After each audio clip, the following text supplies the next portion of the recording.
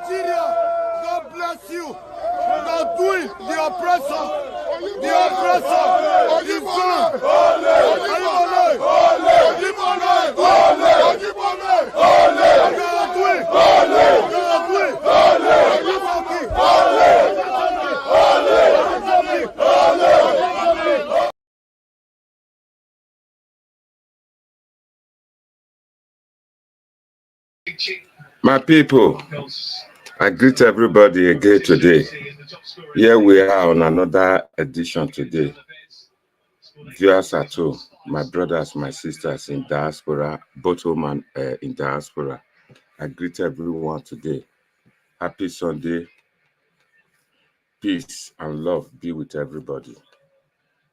My people, it's about 4 weeks now where we do that election, Edo 2024 governorship election. Everybody see wetin happen. That video clip just now just the eve of the day for the result. When I remember that day, I come out that night, I told you, I say APC don't win election. Ever since the story go down with everybody, but PDP not happy about the outcome, the result. When I see for that video clip, somebody will go there for night, It not be the contestant. The thing where people talk, be say, if you want go give INEC people money to bribe them, to corrupt them, make them for change result into his favor. They say the people where they in charge refuse the money. As then the brigand come out, now see what happen there. Me not so much believe the story saying that money won't go give them. But the way that they remove them from there, it show an atom, small.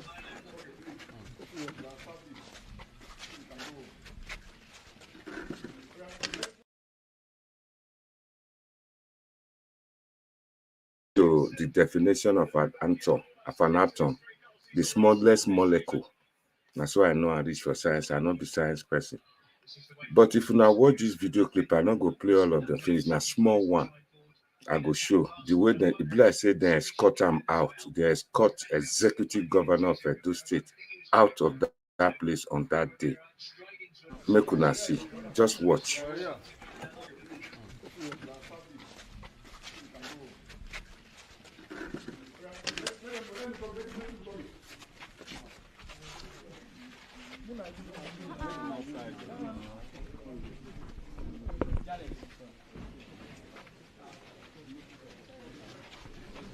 Mo wait na mo for siam. They don't see him. They don't see him.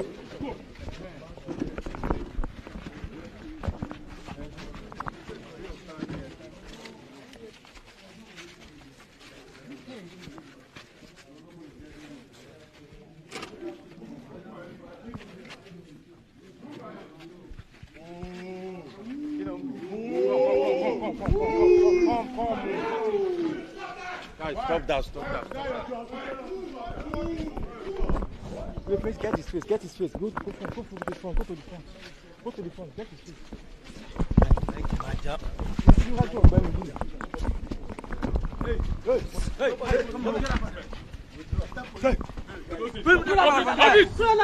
Go back, do all that. Okay, my job.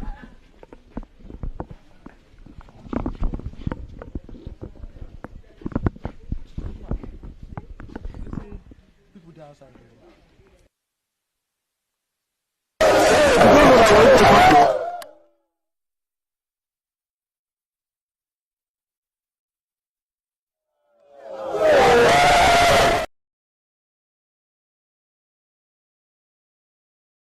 My people, that simple clip shows say the way they take escort executive governor of Edo State come out there. It be like somebody where they convict for court, where then they escort to the prison vehicle where go convey am to prison. In fact, the people outside booed him, they boo and they make a woo come up for there. You understand? So after all this, they come the talk say they rig the election to their favor. I swear even talk am. He say he get evidence. When they ask him for the evidence, he say he no go talk. Where they rig you out? My people, na small story, now go talk. Una know say me na person where it always they give una the empirical, the background information before I start the video. My people, as una see, this election today, where we want do our postmortem on, we want ask a lot of people. Actually, now who stole Asue Ighodalo mandate? Everybody, you are welcome to phone in today. You can phone in, you can go on the comment section and write your own opinion, waiting actually happen. Today, not be saying that APC campaign don't finish, election is over, now court with the go now. Like Amigo talk, he say, he not be lawyer, he don't want to talk about court again. That means say, he don't want to talk about anything again. Today, we go get important, a lot of people for panelists. I go bring them in one by one. Then go they fall in very, very, very, very soon. One of them, now one of the people will go for diaspora, una know and Negro, Tony Negro, part family of Edikin. He go Nigeria, go vote. He experience all these things. He's here. He go join us later. So, but today we want just say, make we look at, make you listen to waiting people talk the whole thing. To the extent we go ask who stole the Asue Ighodalo mandate. We go check into archives, check waiting Philip Shaibu go talk about this. But before then, while I dey prepare the panelists, I go like to show now. I go like to play the video of uh, who actually thief Asue Ighodalo or PDP mandate. All of them, they go say then they wait for 6 months. My brother and my sisters for home, make them they wait for there. When they go court, so far they not get evidence. They just they talk. Me, I don't carry out my research. I don't check out. I even ask my party, APC, where me they support. Una true that what has actually happened here, why the PDP not agree? They say they don't know that it was finished. That me, myself, I supposed to know that all the great leaders of politics in Edo, all of them were not with Asue. They left. So, and our leaders now they carry most voters, they go, they get a lot of large followership. They get people where they support them. That none of them where is support PDP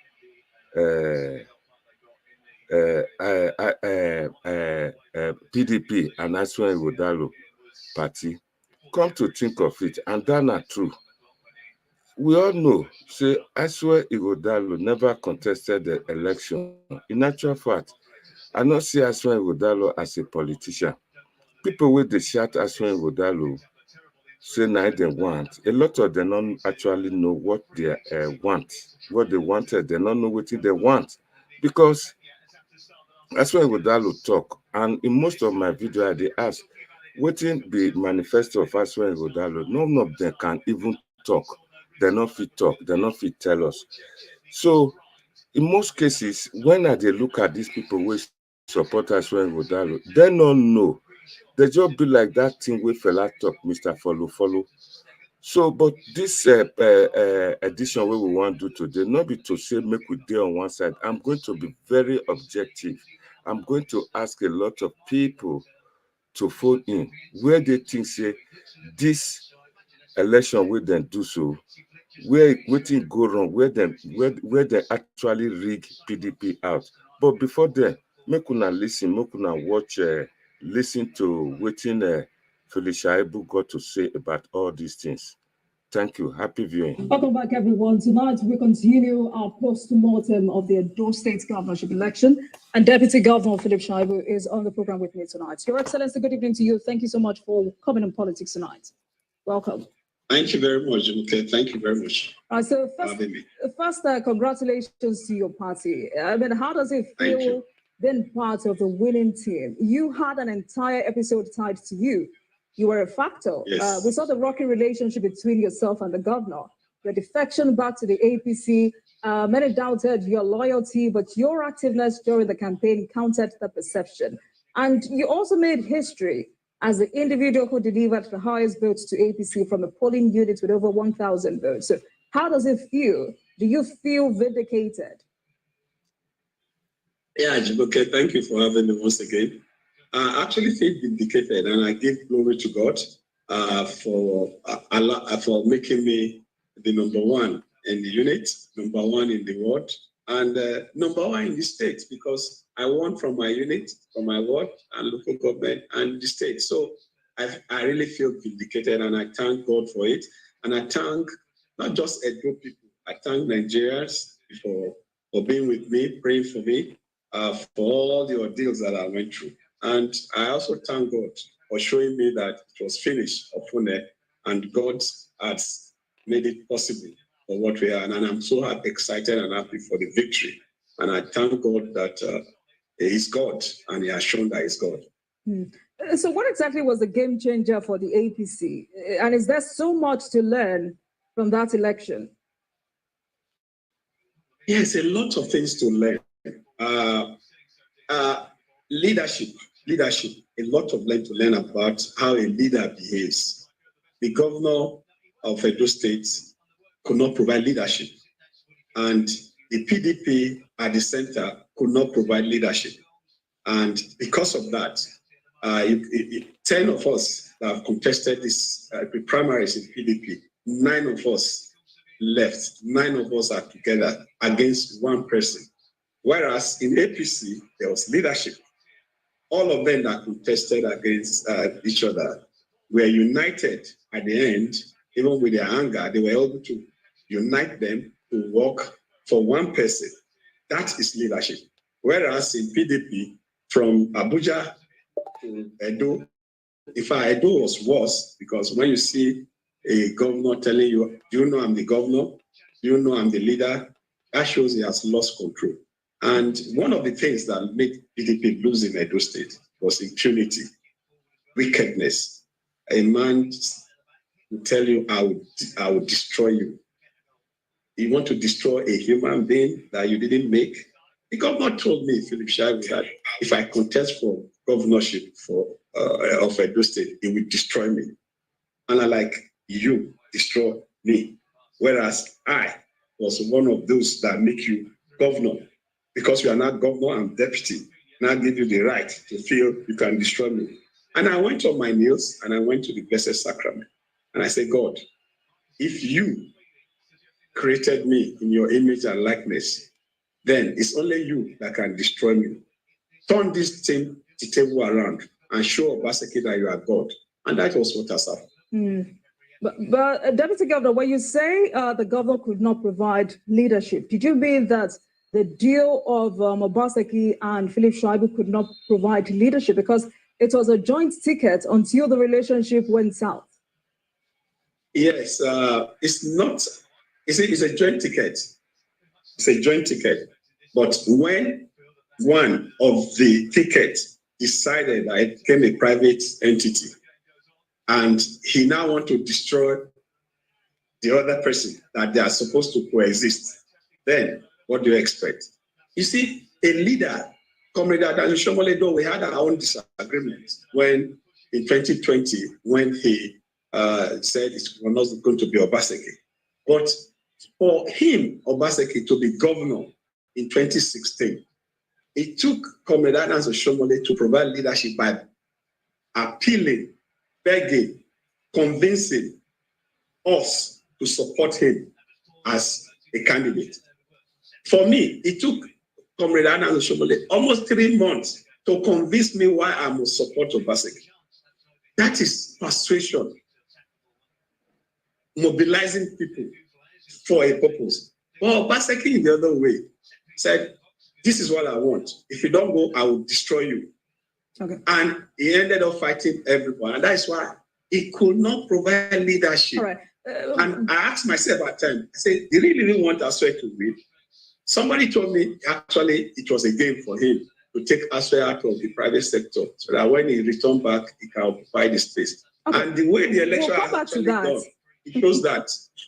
We'll come back to that, but how much influence did the manner in which APC managed the aftermath of the primaries play here? Because at a point, the unity of the party was in doubt. And I'm asking that question because in the build-up to the election, the party was factionalized. You know, members of the integrity group insisted they would not vote for Senator Pueblo. Also, you said a lot of persons were not happy with Governor Obaseki. Was his issue with Yoruba Benin a deciding factor? Did it work in your favor? You know, I know the monarch need not publicly endorse anyone, but his body language is all the people needed. See, me, I am Obaso. Anybody that fights Oba fights me. And that is how an average Benin, an average Edo person thinks and feels. You cannot fight an Oba of Benin. There are 2 kingdoms in the whole world. Benin Kingdom and United Kingdom. You cannot fight the Oba of Benin and think it will not have a negative effect. Obviously, the Oba of Benin issue also have a negative effect on whoever Obaseki brings. It was no longer about party. It's whoever Obaseki brings cannot win the election. And so the Oba of Benin factor was there. And you can imagine Obaseki trumping up fake charges against me, saying he was impeaching me for, in quote, giving, revealing official secret, which does not make any sense. Tomorrow, I'm asking even the House of Assembly, I'm asking the Obaseki, what was this government secret? They couldn't even define the secrets they say I revealed. They just say revealing government secret. Why is the secret is not defined? Just to actualize the statement of destroying me. He used the word, I will destroy you. But unfortunately, I want to thank the judiciary. I have cause to thank the judiciary, but they don't have cause to even praise judiciary or make any positive statement about judiciary. You know why? Because they don't believe in judiciary. They don't. The governor of Edo State, the godfather of Asue Ighodalo, does not obey court orders, does not obey court judgment. There are many lands that he took from people, and court has reinstated those lands. He refused to obey court. Because I know that Asue Ighodalo told me yesterday, Deputy Governor, because I know Asue Ighodalo told me yesterday that he has absolute confidence in the judiciary. My sister, all these are games. Hello? I can hear you. Please go on. Yeah, my sister, all these are games. Okay. You know, they know their supporters and politics is fluid. Many of them are already living. Most of them are living. They are calling me. If I can turn this camera and look at my backyard now, it's full of many of the PDP people that want to leave. Some of them are on the fence, they want to leave. So the statement he made is just to keep their people together. He knows that he cannot win in the court. My sister, Jumoke, when I heard his voice, when I heard him lamenting that they cheated him, they rigged, and he said the Esako area, the votes, I forwarded my units collation. I forwarded my units, the counting of my units, and the video of when they were counting my votes in my unit, the video, everything, because most of your cameramen, my unit was a flashpoint. So a lot of your media people were there 80% of the day. So they videoed my unit. So I had the video. I forwarded the video to Asue Ighodalo. I forwarded the video when the voting was on, when they started counting, when they announced it, I forwarded it to Ighodalo that stop ranting. This is the actual thing that happened. I forwarded it to Ighodalo. I forwarded it to the governor. So it's to show them, and the result, I forwarded it to them to tell them to stop. Okay, he's talking about being confident in judiciary. Judiciary, they don't believe. Has he ever gone to court? I say 40 years experience without going to court. So it's all game. You see, this is what they did in the private sector that is creating problem for Nigeria now. Everybody blame government. Tinubu is there. That is that. Let me tell you, when you swear and Obaseki in the private sector, I can tell you that it will be difficult to even change the narrative, because the private sector is supposed to be driver of our economy with government good policies. But when you have people like that when they tell you 10 things, 9 are all false, then how will the economy change? So the attention now should not just be on government. The attention should be how much of their expertise have they contributed to changing the economy of Nigeria? Because when I worked with Obaseki for 7 years and I saw the gap, and I was telling myself, I said, if Oshomole have known that this is the gap that this man had, there's no way he will have presented it into us in 2016. Because Oshomole was confident that he was coming to change the economy of the, because in quote, he has 32 years working experience, which I believe in also there. But when I worked with him, I saw the gaps. Jumoke, when I left House of Rep to the deputy governor, I didn't have one gray hair. Working with Obaseki, see my head now, they're all gray, because I was filling in the gap. Obaseki lacks public sector administration sense. Obaseki lacks human relation, and Obaseki does not have empathy. He is wicked. So when you have people like that in a system called private sector, every advice that they will give to those in government, they expect that they will be negative. It's all about their pockets. So that, and unfortunately, Asue was in the sovereign wealth fund, I was told. How can an Asue advise Buhari and the advice will yield to the development of our economy? So I think when we talk about government now, we also need to look inward, look into the players in the private sector to see what is their contribution to our economy. Because the Asue and the Obaseki of our time, if they will have enough of them if we have much of them in the private sector, I beg, there will be a problem in our economy going forward. So we need to start filtering them out so that when we have a government policy that is towards developing our area, the private sector will follow it through. Because let me tell you, Jumoke, government have no business in business, but government have business in enabling environment. So, but when you have good players in the economy, in the private sector to drive our economy, then all this action we are talking about will be a thing of the past. It's because we have the likes of Asue and Obaseki in the private sector, we are still having this problem. All right. I listen to the World Bank. Shaibu, I listen to the World Bank man telling us that it will take us 15 years to get out of the present predicament that was frustrated and planned not by Tinubu but by previous administration. But for us to even get to that 15 years and to actualize it, we'll need the private sector, genuine private sector that will tell you 10 things, 9 is the truth. Look at yesterday. He's telling you he has 40 years experience, but he has never been caught. He's telling you that he fought for this democracy. And I asked myself, when we were fighting for this democracy, I was on the streets, we were hearing tear gas, I was arrested. Where was he? He was never one of us. So, Deputy Governor, because we've gone there, so let's now talk about these allegations. So did your party try to stall the order given by a court for the PDP to inspect election materials at the office of the INEC, as alleged by Mr. Asue Ighodalo?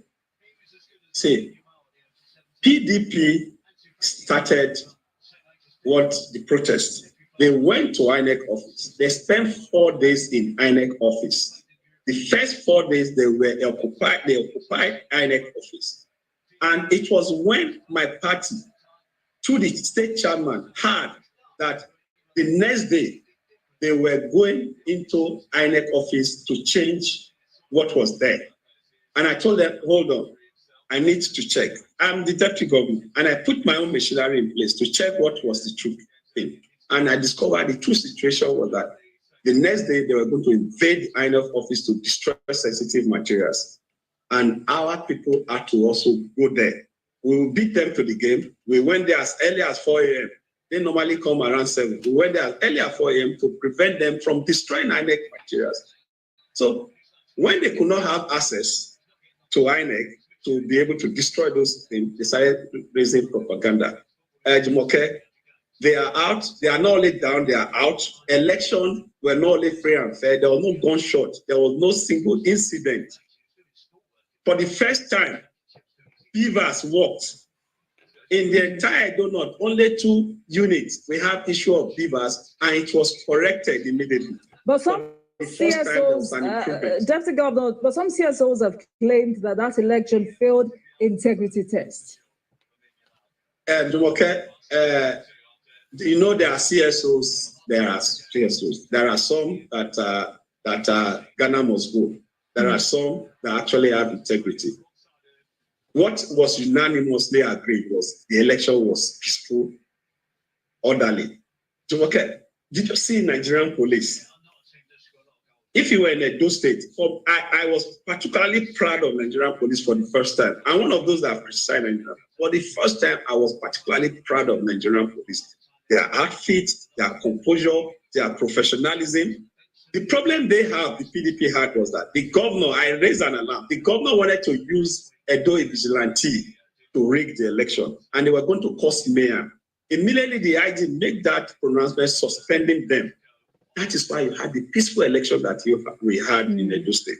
And I want to salute the IG for it. I want to commend Nigerian police, and they should keep it up. Their outfits, clean, gadgets, well, you know, for the first time, I was proud that at least Nigerian police is not they occupy all the space, and there was no incident. So Asue was not going to win the election. Shomole said he was not elected. But the truth is that Asue have never voted. A man that have never voted in his life want to be voted for. Nobody know him. The vote that PDP got was as a result of, in quote, he said he didn't buy votes. Vote buying. I know how much of let's take these issues one after another. Let's take these issues one after another, because he has accused the APC of colluding with the Nigeria Police Force and some compromised officials of INEC to manipulate the election results. It says your party rigged that election from the local government level. He told me that APC agents were allowed in and out of INEC office and collation centers, but himself, his running mate, and his agents were not allowed into the collation center. He used the word capture. It says your party, the APC, captured INEC and the police. So I'm wondering, how did that happen? Because these are serious allegations that must be investigated. Jumoke, you see, when we did the primaries in PDP, it took the vigilantes to come and be shooting in my house. My official house was raided by vigilantes shooting. And they rigged the election, in quote, for him to be the candidate of APC. It was democracy. Democracy was sweet. That's your opinion. You do not have any proof to that effect. The videos were there. In your station, they will show it that time. But the truth is that there was no rigging.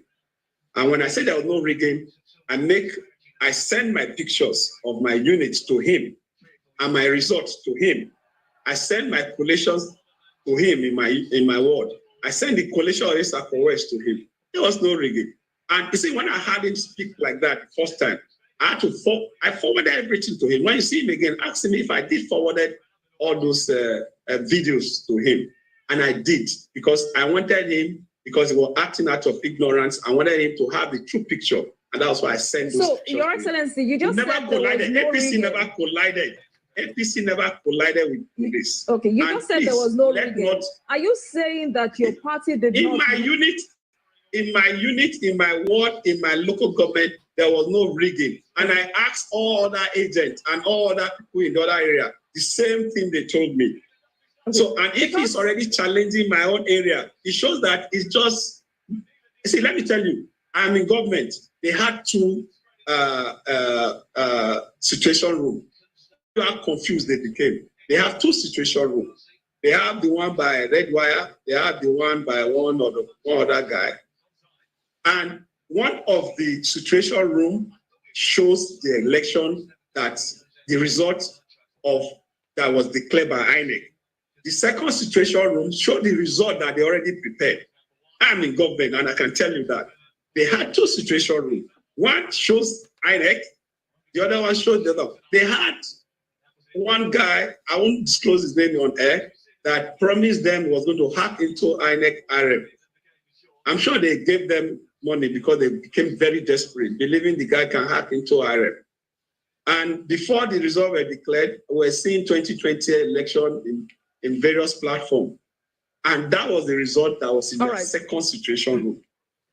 All right, Deputy Governor, you just said there was no rigging in your polling units, but you cannot vouch for. And what? But you cannot vouch wards and local governments. You cannot vouch for other wards, other local governments. And I'm saying this because I can vouch because we had a meeting and the same thing that happened in my area was confirmed. But I must speak authoritatively about where I come from. You know, you've said on different platforms that you made Obaseki governor. You said it tonight that you made Obaseki governor. Yeah. You said he was never a politician and that he's a packaged governor. Could this be the reason Asue Ighodalo is insisting that the election was rigged, because he's aware of the inside workings of how you all package yourselves to Sadebe House? Is that the magic you all perform? Jumoke, Obaseki was packaged. But unfortunately, the way Oshomole make us to package Obaseki, Obaseki didn't have the skill to package Asue the same way. So it became a contraband. Like one of their leader, he is my friend and my leader too, Senator Zamere will say, Asue became a Zimbabwe dollar in the politics of Edo State. So the truth is that Obaseki has not even learned the rope of what politics is, and he wanted to be godfather. And he told us that if he becomes a godfather by any means, should be dealt with. He has been dealt with, and that is it. That's why, unfortunately, God's son, I pity him. And I saw him yesterday. Oh, God, I saw him yesterday. It was very painful, but he didn't go. He was packaged by the wrong person. And if the right person had packaged him, the person will not be fighting over. Any person that want to package the government in those states will not be fighting over. Deputy Governor, you're not answering my question, sir. So my question is, does packaging mean rigging in local parlance or in political terms? Because you've used the word package different times and on different platforms. No. Okay. No. So when I need package, Obaseki, Oshomole told us that because, which is true then, that we are going to go into a recession and we needed an economist, somebody that understands economy. And that was the reason he was looking for, looking towards Obaseki. And he told us one or two advice that he gave to him. And he told us it was World Bank that, World Bank this, which we have discovered, it was all packaged, it was not correct. You understand? But because he told us that, and we're actually seeing that the economy was running down and we were going to recession. So all those statements of World Bank experience, 32 years in private sector, they even told us that it was Obaseki that started new generation banks in Nigeria. So all those statements, we saw it as, okay, so we use that to package Obaseki. But unfortunately for Obaseki, bringing an Asue thinking it would be continuation of his business partner, he was not able to sell Asue to us. Instead, he came and be fighting us, saying he would destroy Philip Shaibu, he would destroy the kingdom that his ancestors never know how it came about. So, so at that level, we were sure that Edo would not be a business arena for Obaseki and his godson. And so the packaging I meant was that we told the whole world, we sold Obaseki that he was bringing his 32 years private sector experience into play, and that he was an experienced person in World Bank. So there are a lot of things we said about him that we found later that they were not correct. So unfortunately for Obaseki, he was not able to also package his godson as well, same way. So it's not about rigging. Rigging, we never rigged Obaseki in 2016. We didn't. If you check the results of this election, it was similar to 2016. Check these results. All the results, it was similar to 2016. Edo not made Obaseki governor in 2016. The same thing has happened in 2024 with Updatewho. Same. All right. Deputy Governor, you know the timelines associated with illegal, election petitions and the legal process in Nigeria are designed to ensure that disputes are addressed promptly, transparency is maintained, and justice is served in a timely manner, which is about 6 months or thereabouts. Asue Ighodalo has expressed confidence in the judiciary, but how prepared is your party for this marathon, especially because it has every tendency to distract the governor-elect? If anybody believes in judiciary, it's APC and Philip Shaibu. We believe in judiciary. They don't believe in judiciary. They believe in judiciary to obey court orders, to obey court judgments. They don't believe in it. So they cannot sermonize about judiciary. I, Philip Shaibu, is grateful to judiciary. Oshomole is grateful to judiciary. APC grateful to judiciary because judiciary have shown that it's the last hope of the common man. Obaseki wanted to destroy Philip. Within 2 months and 10 days, the justice system overturned Obaseki's evil act and reinstated me as deputy governor. That's never happened. So if anybody will praise the judiciary, it is we that will praise the judiciary, not them that will not obey judiciary. Somebody that do not obey court order, how can he be praising judiciary? So I am confident, first, I am confident that what happened in those states is true reflection of what happened on the field. And we have no doubt that we have not only just gotten victory from the poll, we will also get the judiciary to affirm what happened at the election. And what happened at the election will just show that Updatewho won the election in all the polling units. How can you explain, if we have rigged the election, how can the deputy governor of Updatewho, Dennis Idausa, lose his local government lose his federal constituency. He is presently representing Your Excellency, there's a way politicians federal do constituency. No, how can he be representing a federal constituency and he lost the two local government that make up his federal constituency? How does it happen? Will it happen? There's no way we'll have lost his local government, but it shows that there was transparency and there was the election was not only fair but was credible. All right. Your Excellency, let's take a break, and when we return, we will continue this conversation. Stay with us, everyone. There is always more to a story than the scribbling line. The part of a story that is not told casts a shadow. My people, when I listen to that small piece, if una say make I go on with this after break, I go show to una. But I would like to show the PDP side, that is Asue Ighodalo. If una give me the permission to, I go play am. I need the comment section to tell me, show both, so that I not go dey bias here. Una see, this election, as I don't first talk, to me I don't carry my research. Where the PDP, APC rig election, I not see.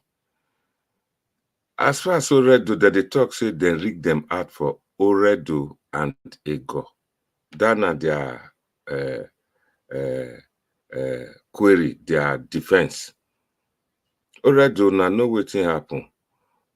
Ogbede Ihama, a family house dey Isekiri, close to my relative house for Isekiri, opposite Olagwe house, opposite Oloton Street. Now there their story building day.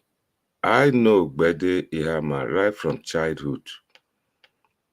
This guy came into politics, Ogbede Ihama. I know how he excel. I know how popular Ogbede Ihama be.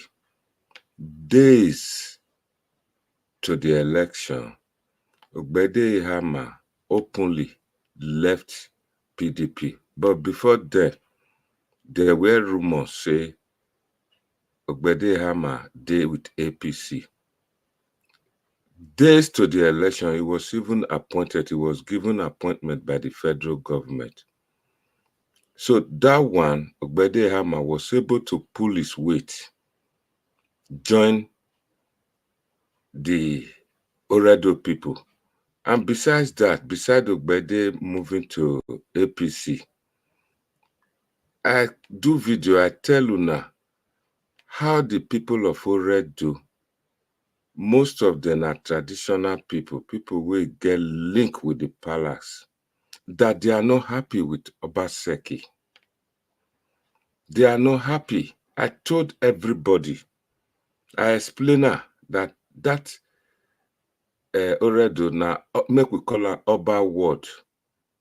But after the election, 2 days after, Abat Obaze Brigade say, see palace unit. My people, I hereby today, I debunk 2 rumors. There is no poly unit in Oba's palace. It could be part of the corruption where Obaseki do go create Oba palace unit for outside under the where 3 days before where they put Izobo near all those night area there. Now that they begin to parade those people. People with the palace there, now the Omoada and the palace worker, and there be young people, no elderly person. Years gone by, they get one school there where then they teach those Omoada beneath tradition how to read and write. But nobody will, for that result, where about Paris say Asue Ighodalo win a palace unit. The people who did there, nobody like that, they live for palace. That palace, as soon as see on the opposite side of it, now the Oba and his wives, they live there. Then before you enter palace, on the left-hand side, there are some boys' quarter on the left-hand side. That's not where the Omada they stay. So, If they begin the parade, they go, because PDP of recent, they just engage for propaganda. There's one propaganda now, then number 2 rumor where they fly now.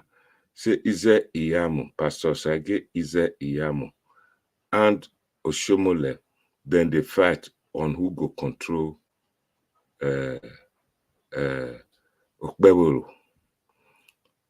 All those one are fake news now. PDP propaganda now. Then write the story, put on for internet. Now fake news, nothing like that. I can assure you, can I tell you everything? Because Okpebolo emergence, I follow A to Z. I be one of the insiders. I follow it from the inside to this present time where we did so. Nothing like that. I show now one video. Say APC is very good for this election. They were very good in making peace with all the stakeholders before the election. And I go show you now one video. If you not believe in this, there are other people who believe in this. This video clip, Mona watch them before una begin to say, make I show Asue Ighodalo side in interview. Make una watch this video. Likely to swing. Zanfara. Thank you. Ladies and gentlemen, I've been having a talk with Dr. Chief MD, we'll put that for short. I'll be right back. The ESR agenda. We have 2 candidates, major candidates, that is, PDP and then the APC. And the third one from Masonland, so that's for the Basel from AGC. Okay, it's fine. I apologize for not mentioning him. I was just looking at the, prime candidates in the room today, Now, so where do you think that the pendulum is likely to swing? Help me understand, evaluate both of them against the present reality. We have Dr. Asue Ighodalo, and then Senator Okpebolo. Where do you think the pendulum? So we have to be critical-minded about them. Absolutely. And with fairness, we have to look at them from the perspective of what they actually bring it on the table. Like I said, I'm very open-minded. I've not made up my mind on who among these 2 people I'm going to support. That's the honest truth. And let's look at Dr. Asue, for instance. As a banker, he's been part of the government policy. He's been part of the Edo government, one way or the other, trades private sectors and everything. And his strength is he has a sitting governor backing him and a sitting PDP. That's not a guarantee. However, and I also see some of his approach, try to speak in pidgin English and want to be the Mr. Cool guy, which is okay. Yeah, cool guy doesn't mean be a good governor. You see, one of my own personal criticism is that, I'll give a good example, because I like a good example. He was in an interview and they asked him about the civil servants. I think last time I tried to mention that, we didn't get through it, about the civil servant corruption. And he said, the problem with the civil servant is that their take-home pay is not enough to take home. And for me, I'm like, okay, explain. And went on about how the money is not being paid. And for somebody who is a banker, you would think you understand the basic element of social studies, or political understanding of economy, public and private. I personally would have sent him to social study class to understand the difference. Simply because his analysis failed the basic standard by saying, the take-home pay is not enough, we need to basically increase our take-home pay to meet inflation. That's a private sector talk. When a social economic policy talk, it doesn't make sense. Because the cost of living is rising like off the chart.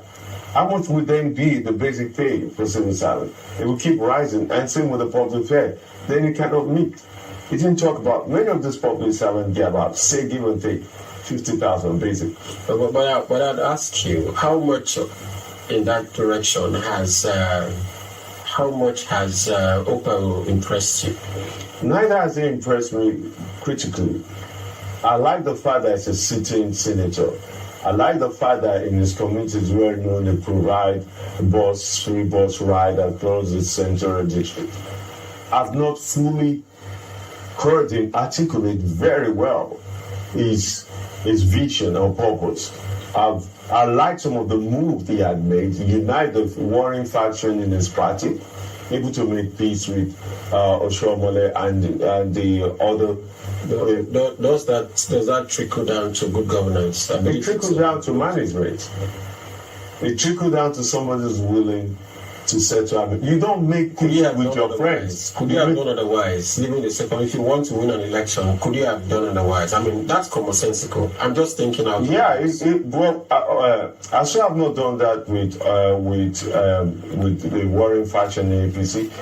In PDP, he hasn't even tried to reach or for us to know that he's trying to make peace with Philip Shaibu. Is it likely that he's doing that? Because we see him everywhere in the marketplace and all of that. Yeah, that's just it creates that is just political propaganda. It does not translate to leadership or vote. So I'm wondering, what convinces you? At what point are you convinced about? I want to hear them articulate that sensing policy on key issues. Not just say, I'm going to build more schools. How? I'm going to do all roads. Why? I'm going to create a good road. We seem to hear quite a few of that, to have heard quite a few of that from us. No, they give, all of them give pictures. I'm concerned about, I haven't quite, like you said, you consented to earlier, I haven't quite heard much about I'm concerned. I don't know. Yeah, I'm also concerned about him. But let's just not quickly run away from Asue. What Asue have been doing is just giving cliches. It's not, and when you listen to his critical analysis, it lacked depth. It lacked depth and it lacked full grasp of issue. The instance of the civil servant pay that I talked about, he was talking about like finance, not socially. He didn't talk about, we need to build more social housing for social housing for public servants. We need to look at transportation, the rising cost of transport. But I'm asking you, there's a point I'd like not to run away from. From what we see generally, we seem to have heard him speak more about whether it's what he says has lacked depth. But we haven't heard much from Updatewho. That's my point. But what Updatewho is doing is more important. Not the town crier that make all the noise. There's somebody behind the town crier. But of course, I'm not convinced of him either. Because you've done. But what his movement and his action is somebody who is preparing to govern with the united party and leading towards a united front. He's been able to unite his party. Asue has yet to do that. Even Labour Party candidate is also yet to do that because the ASAN agenda will not go away. And the ASAN line is, without the ASAN people, you're not going to win anything. I'm trying not to go back to the Labour Party. Yeah, fair enough. But there was this point about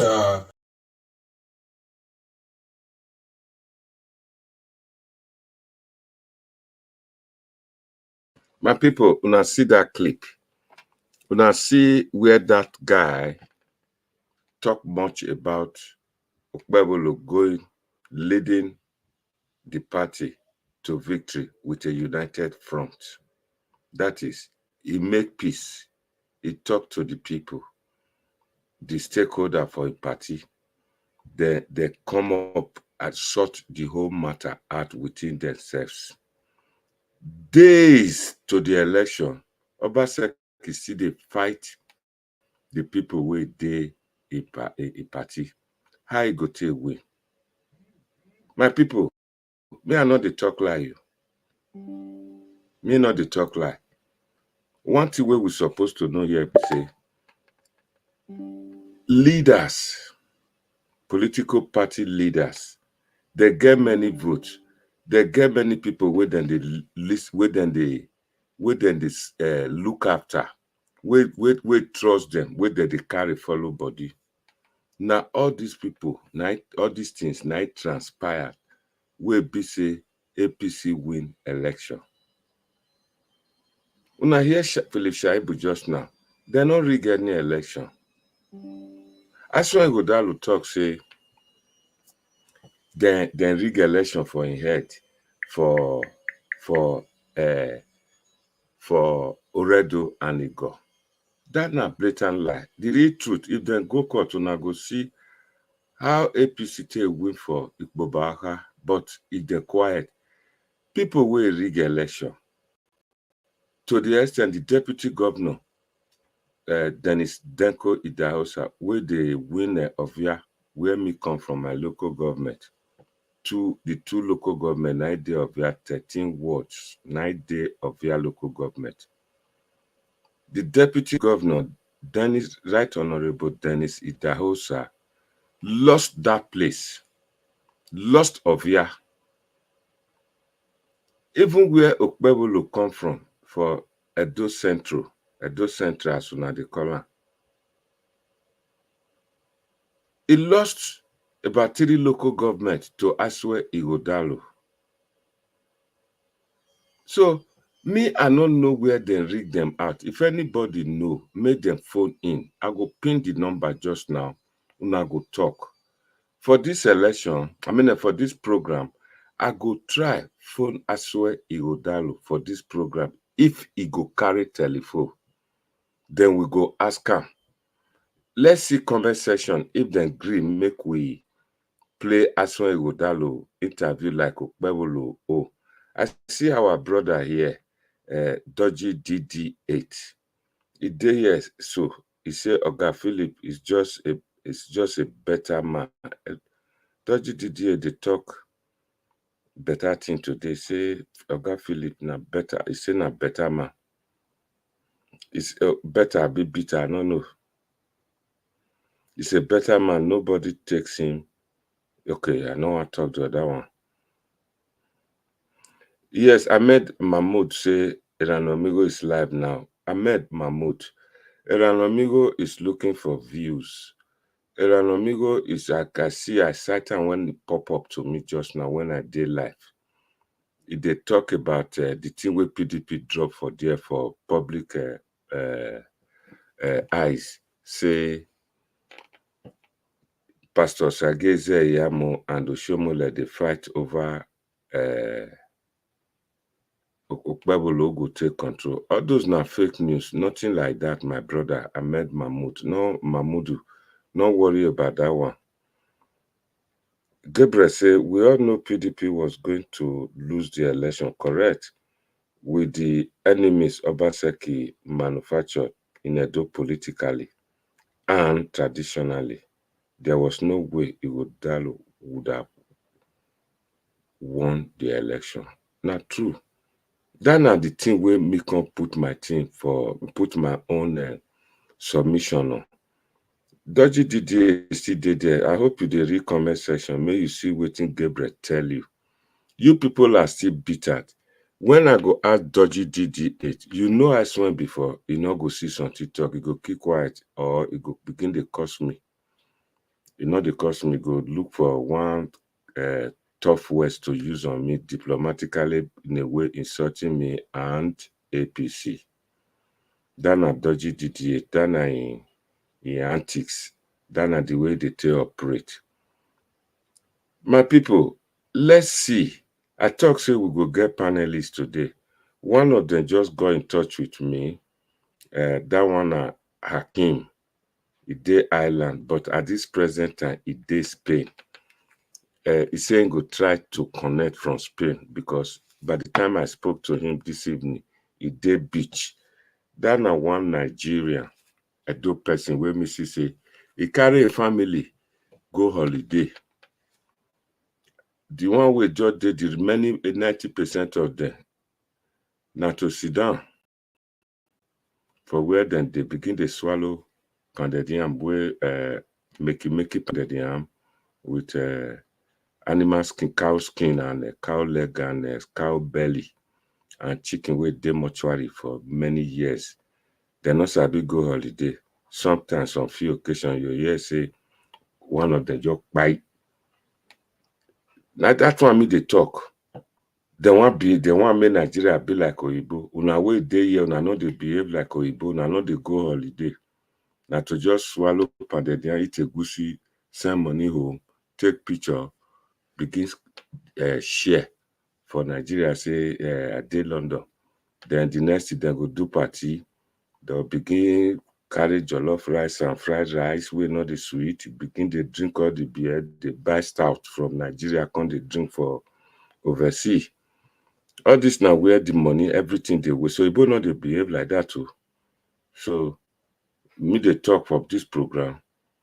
Sometime I go tell truth, so make our people the way they're supposed to, they live better life. Our great brother they here to do Samui TV. They greet me. He greet everybody for us too. Samui, if you want to contribute, the link did the comment section. Just click on it. Be our guest. Come tell us what you feel. One of our panelists don't come today, and Dana Victor, they here now. We will wait for Tony Negro. Chief Tony Negro is supposed to join us today, but if we cannot reach him, if he cannot join us, we go phone him. He go join us for WhatsApp. But before then, make we watch the part 2 of Shaibu. Shaibu. Victor, please mute yourself. Before the election, they were taking names of people, letting their bank accounts. So they transferred money to them. I'm in government. Whatever I'm saying. Who transferred money, Your Excellency? They transferred those money through, I won't call their names, but it was coordinated from the office of the then SSG. So you're talking about the PDP now? Oh, I didn't want to call him. You are making me call him now. No, you have to call him. This is a live PDP program. Are you saying the PDP? Because I was going to ask you, you accused Governor Obaseki of bringing 75 million naira to your ward with intention to buy the votes of the electorate. Do you have proof? Yes, that was the first tranche. Yes, that was the first tranche. Okay, there was a second time. Yeah, there was another 15 million given to one of my boy, and he told me, and I said, collect it, and he collected it. But how much did your own party pay? That 15 million came from Osaradoege 2 days to the election. So when you add that 15 million to, if he's watching this program now, he knows who he gave the 15 million to from my ward. He gave him 15 million 2 days to the election, added to that 75 million, So those were the ones that I have. There are other ones. But the truth is that we actually used that money to do party after the election. Yeah, because as they were collecting it, they were telling me, and I'll say collect. So they actually collected. And you see, after the election, we had party. And those money, but Your Excellency, let me come in here. When you asked your boys to collect the money, do you know that you're aiding and abetting vote trading? No. We said in 2006, when we were rescuing Edo State, when we came to rescue Edo State, we said that when they bring money, collect it, it's your money, and vote them out. So when Obaseki started using the money again, I told them it's their money, collect it and vote them out. And they collected the money and voted them out. When somebody gives you money to do something and do it, that's when there's an issue. Before the election, I knew they were going to spend money. And I told them, if you tell Nigerians now the way their hunger is in the land, if you tell them not to take, they will take and I'll go and do. So when I knew that Obaseki was going to spend money, I said, if they bring money, collect it, but vote them out. So when I told them that, that's why I'm able to get facts that they actually brought money. And when they brought it, collect and vote them out. And we collected and voted them out. Okay. You've talked about the PDP, but your own party, because Olumide Akpata attested to the fact that both parties bought votes. So how much did your party pay the voters? How many bags of rice did you give them? How many kegs of groundnut oil did you give them ahead of the election or during the election? No, I was able to give rice. I gave rice that were palliative. We gave rice that were palliative before election. When federal government sent rice to us, Obaseki hid them. We later got rice from our senators, our House of Rep, and I also bought some, which we gave as palliative before election. So it was an election day, there was nothing. But we gave palliative to ease the burden of our people. That one we did before, long before election, and it was done nationwide. It was not only in Edo State because of election, no. But for money, can't make me out. But for Edo State government, I know that we through Obaseki, Asue Ighodalo, Osarodo Ege, and one permanent secretary in road and bridges, Nabulele. We were asking contractors, we were paying contractors a week to return, we were paying contractors money and telling them to bring 20%, 30% of that money is meant for election. That was the money they used for buying for votes. Okay. All right. So if Asue is saying, and Asue also, it's statement of fact. The local government council, my own local government, I know how much they took from the local government directly. Before they will pay the money to, they'll pay them, they'll say, pay to social account. But the last allocation, they deducted from source for the purpose of election in the name of security. That was the money that was spent. So I'm speaking authoritatively. Today I had a press conference and I dropped a document before EFCC to investigate. So I'm not making statement, allegation to just demonize anybody. No, this is statement of fact. So when I was speaking yesterday, I'm like, you that collected money from contractors to do election, and you are saying you didn't buy votes? No, they did. They did. Because, you know, the governor has now cautioned the governor-elect, Senator Monday Okpebholo, to detach himself from godfathers and put on the decorum that is expected to govern the state. He says if he must succeed as governor, he must break away from you all. And some Nigerians have interpreted that to mean he succeeded as governor because he detached from the Oshomoles of this world, Yamu, those who looked like godfathers to him, everyone who packaged him. You served as his deputy governor just before the relationship turned sour. Would you confidently say the deal of Godwin Obaseki and Philip Shaibu moved Edo State forward? In some sectors, we're able to deal with certain things. Like in the revenue area, we're able to deal with the revenue issue and raise our revenue.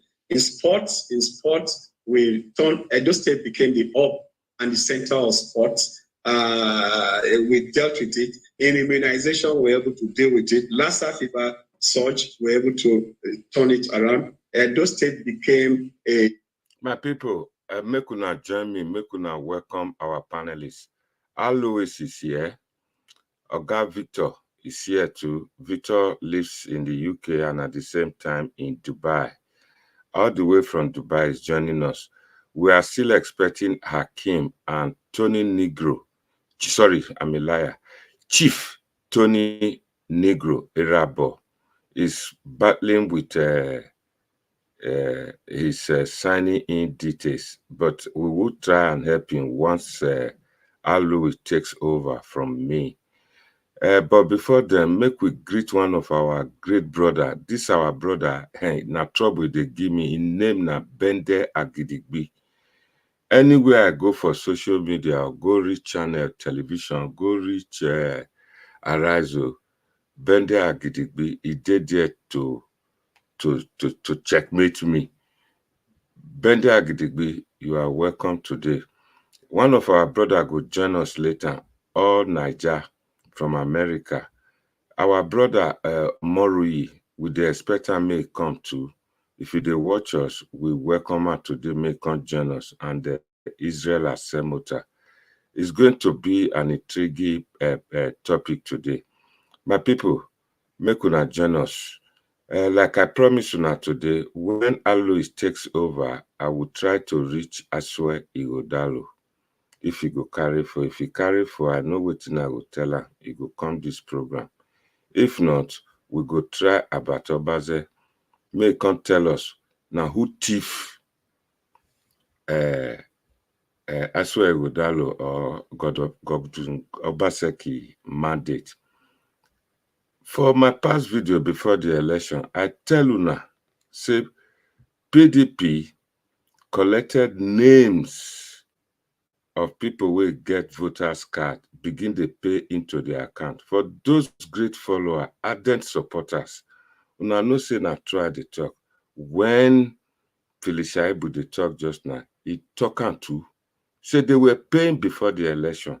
And the days to the election, they carry plenty money coming, what, about 125 million naira, made them take buy vote. First of all, 50 million, then 75 million. Instead, they say, collect it, now money. Now your money, now do state money, collect and hungry dey the land. This collect the money so. Now Odigo Oyegu media.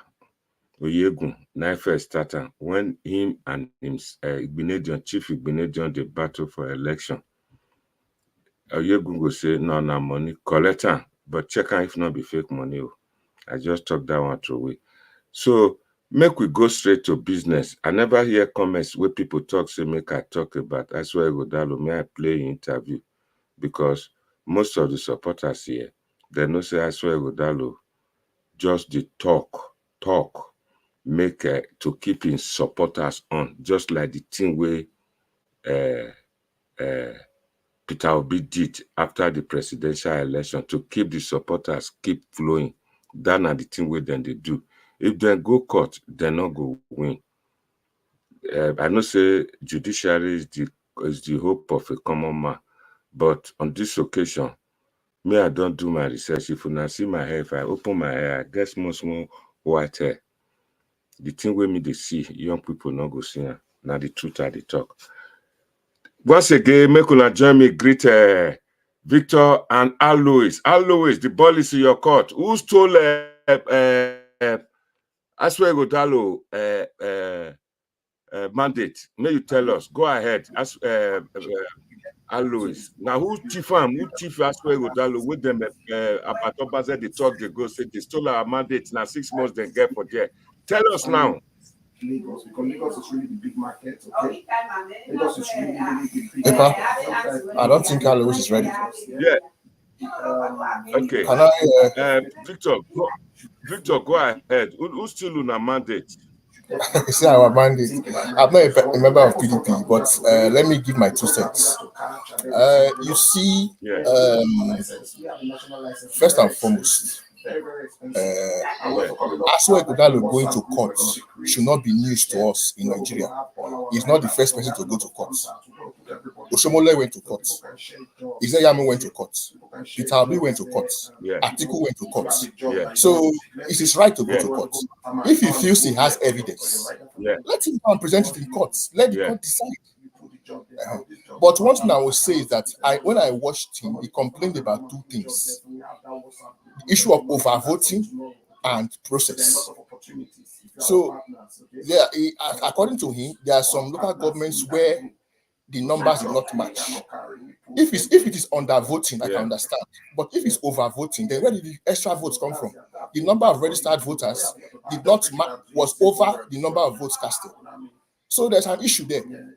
That, according to him, I was not there. That's one of the things he mentioned. Then another thing he talked about was the process. That during the collation, you jump local government collation and went straight. That's the process is you collate from the ward local government, then the state level. But they bypassed the local government and carried it to the state level, which that means the process was not followed. So those are things that maybe the court will try and look into and see whether. So I'm not a lawyer, I'm not a judge, but if it is right to go to court. I mean, let him go. Whatever the judge says, if the judge said it's okay, no problem. If the judge says it's not okay, we all move on. It's not a do or die affair. That's the way I see it. But to say that I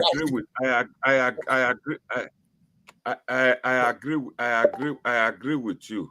Saying I right to go to court. Yeah, let him go. If he says he has, he says he says he has his evidence. Let him go and present it. Let us allow him to present his evidence. So what's all this? This is not supposed to be news. Nobody told him. He said you don't expect him to come and present his evidence in our rights. He has to present it in court. That's the place to. He said he has his evidence. So whatever evidence he says he has, let the court decide. That's the way I see it. I mean, people have gone to court. Obi went to court. Atiku went to court. Oshomole went to court. So what's the big deal? You not think saying a waste of time and waste of resources? No, I don't think it's a waste. I don't think it's a waste of time. No. I don't think it's not my money. It's his money. He is saying he has to save this. If he say if it's his money, I like it. Not be his money, now state money, now state government money. I don't. Okay. Show me the evidence that it's state government's money. Show me. No, you people just talk. Okay. You know, okay. Let me ask you one question. You need to take me to court. Let me ask you one question. It's so ironic now that. Go ahead. Wait, let me say something. How ironic is it now that the only bad person now in Edo State is Obaseki? Everybody else is good.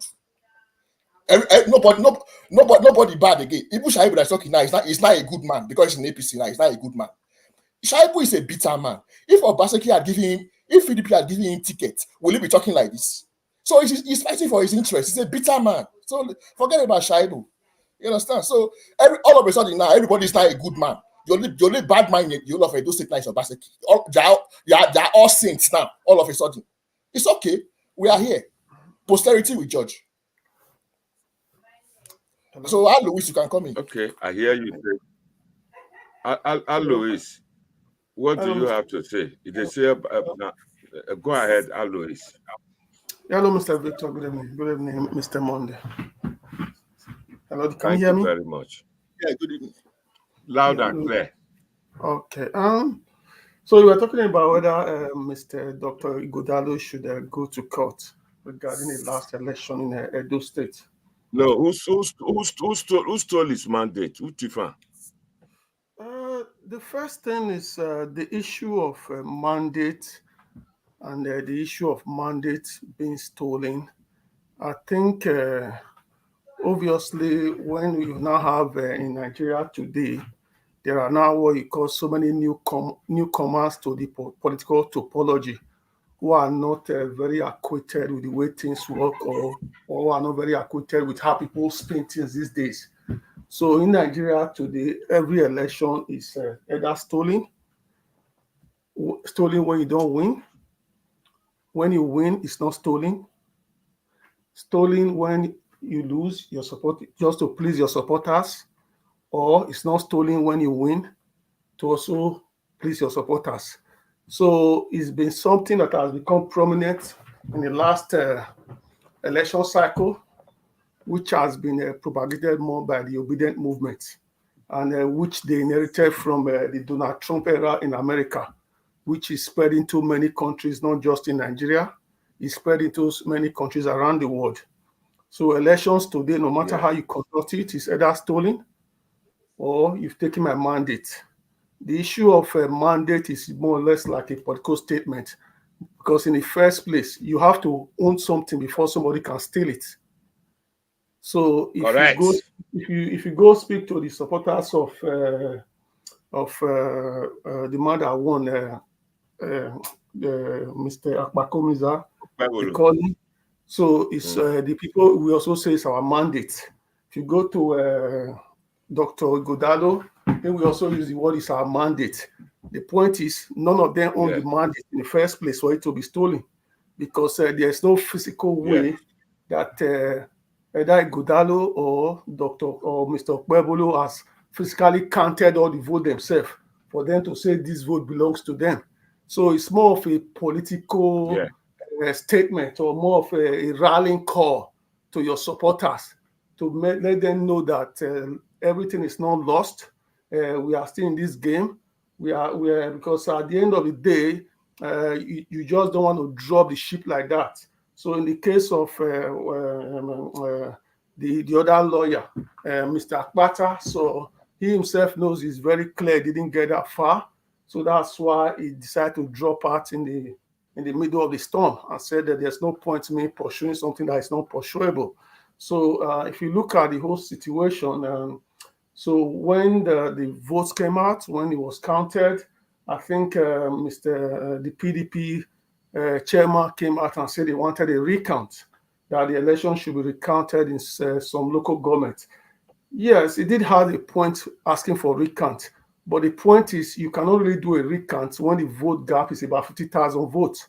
You have to have a very close margin of vote. Even in the United States, the vote has to be maybe like 2,000 votes or 3,000 votes. I don't remember the number. So it has to be very close. So there was a substantial gap of close to 50,000 votes. So you don't really ask for it. You can't really get a recount in that situation. And besides, it's not really in our law if I do know if a recount is there. So it has to be something voluntarily done by INEC. So if INEC is convinced that 50,000 votes is a good margin, they don't really need to bother themselves to do a recount. So in the other issue of, they're speaking about the issue of election being counted at the state level or not at local government, or in some local government, and 2 or 3 other local government like that. I think, like I said earlier at the beginning, this has become a case of politicians being politicians in Nigeria. This is not the first time elections have been counted outside the local government where the election was held in the country since 1999. It's been done several times. The issue is, I think we have to be very clear regarding the Electoral Act. So, like I said, when if you look at the issue of these beavers, when Peter Obi and the rest were talking about beavers in the last election, so what actually happened there was that, if you remember, something I made on this program, and I said, what is going to happen in Tinubu election is going to be the reverse of what happened in Osun State. The Osun State election was the election that was held before the Tinubu election. So what happened there was APC actually going to court or going to the judiciary or presenting their own facts to say that, oh, this is what came out from the beavers, and the result that was read was different. So they put everything in the media like it's going on today, and spoke. I just laughed and said, what they are doing, they're not going to win this case in court, because if you look at the Electoral Act, it was very clear. So there's nothing like collation with beavers. It doesn't exist in the Electoral Act. It's not there. So if you look at when they were passing that law, that Electoral Act, when they were passing that law in the National Assembly, that people are now saying today, I say, oh, why can't the beavers just tell you the result and add it up together?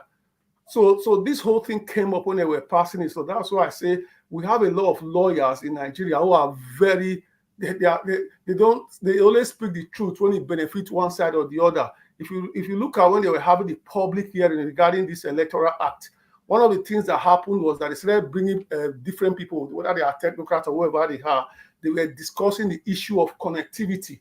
So a lot of them were saying, I think the chairman of the NCC came in, and one of the things he said was that the country does not have 90% mobile coverage. It's practically impossible for them to use the beavers. So I think after the whole thing, what was agreed was that it should be manual collation.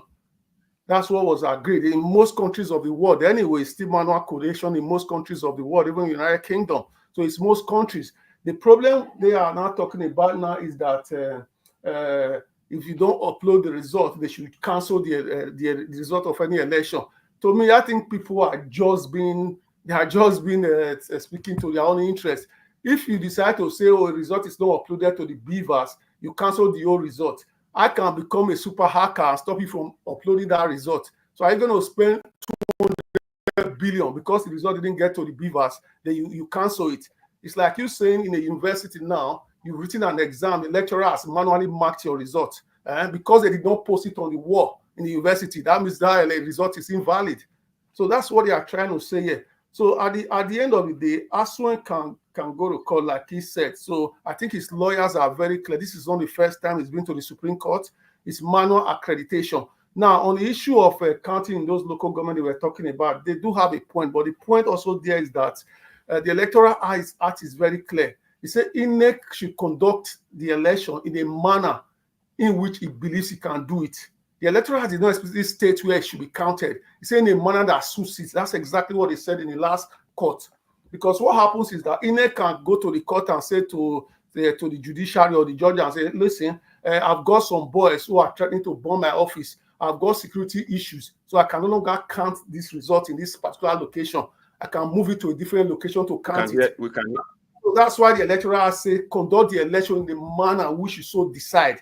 That's what the is very clear there, because it happens everywhere. If you are writing an exam in a secondary school now, that secondary school suddenly the roof collapse. You have to take it to somewhere else and finish the examination. So I think politicians are a bit disingenuous at the moment. So they can argue several things in court, but this has been tested before. It's not the first time. So there's a lot of technicalities and things. But the most important thing is the vote. Do they have a point with the vote, which they claim is being rigged or is being overvoting? Those are what they're going to focus on. Because if you look at the case of Peter Obi last election, there's different things is being said to the press, and this different thing was presented in the courtroom. So that's what happens in Nigeria, because after every election, it's what you call the lawyer season.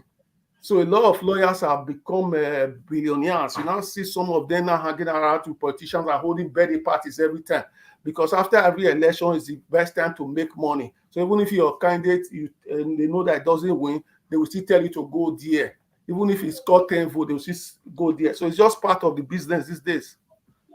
So Asue has a right to go to court and do whatever he wants to. It's his own opinion. Yeah. Thank you, Alois. Thank you very much. Thank you very much. Wait a minute, Mr. Victor. You see, my people, now they listen now. Now here waiting Alois talk. He explained point of the law. He talks, say, I get right to conduct election. What more, waiting go make it easy for her. You go make an example, say, for example, if you dey write exam, school broke, e break down, they'll carry the result where they mark, they'll carry and go where they want carry and go. And that result, things like this, they happen for other countries. Say, you never see which countries will not they happen. That the whole thing, point of the law, the INEC follow, and me believe say INEC where they receive Nigerian money all the time. They get the brain, they know what then they do. The one will baffle me here be say, I swear with they talk saying a lawyer, you don't know all these ones.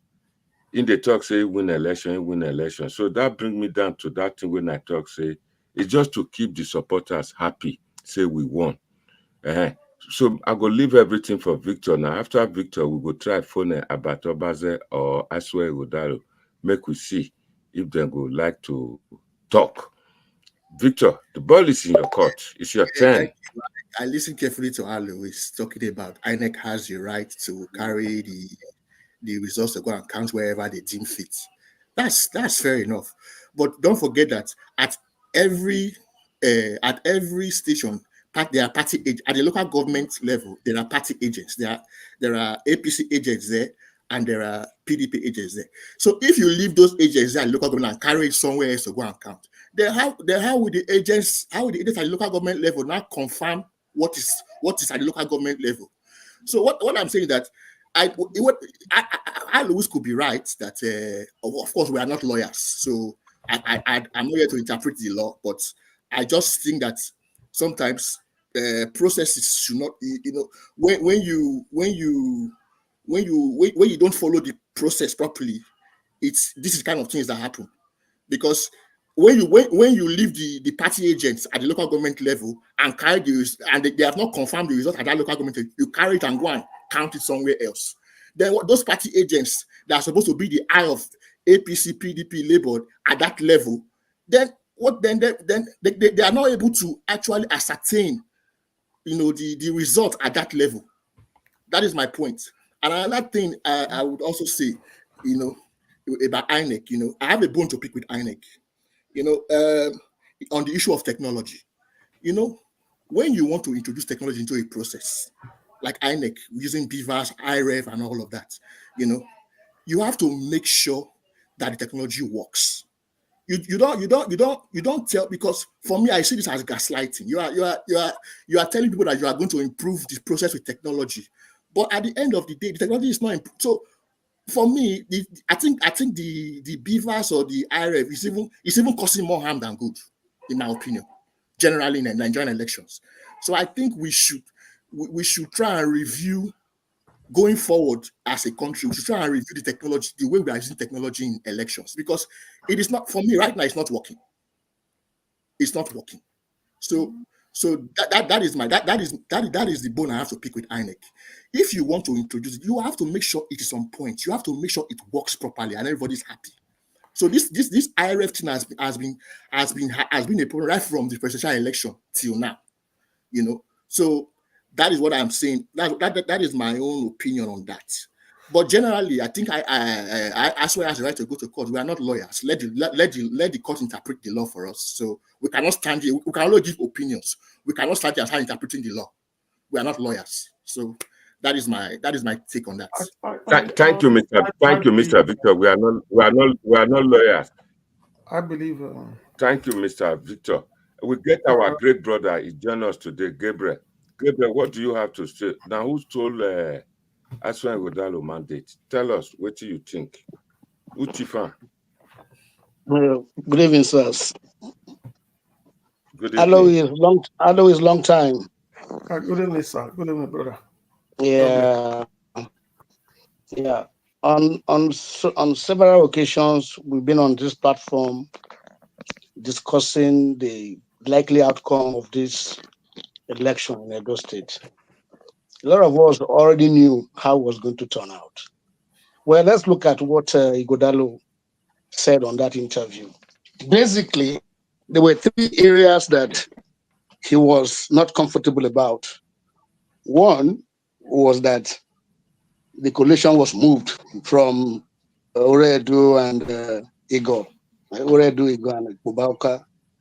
Number two, that the result from Edo North were somehow not reconciling with what was on IREV.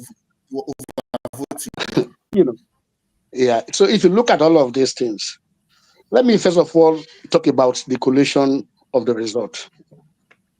Only last year here, election was held in Enugu State. Was gubernatorial election.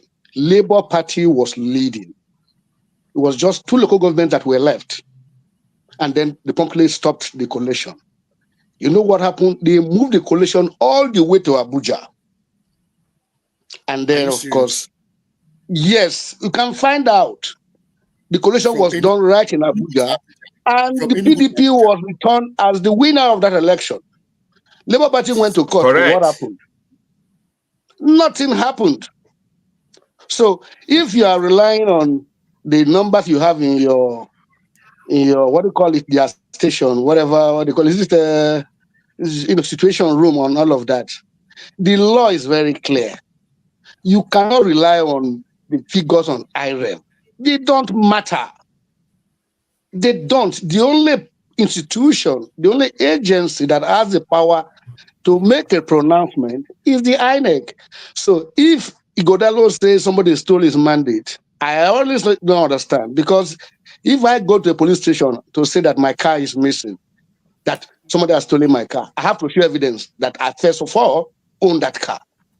Maybe show my proof of ownership or my insurance and all of that before I can start pushing that my car was missing. But if I do not have a car in the first place and I'm saying my car is missing, how am I going to get help? So it is the onus now is on Ighodalo to ask, because the first defendant in this case is going to be INEC, not APC and Monde Pebolo.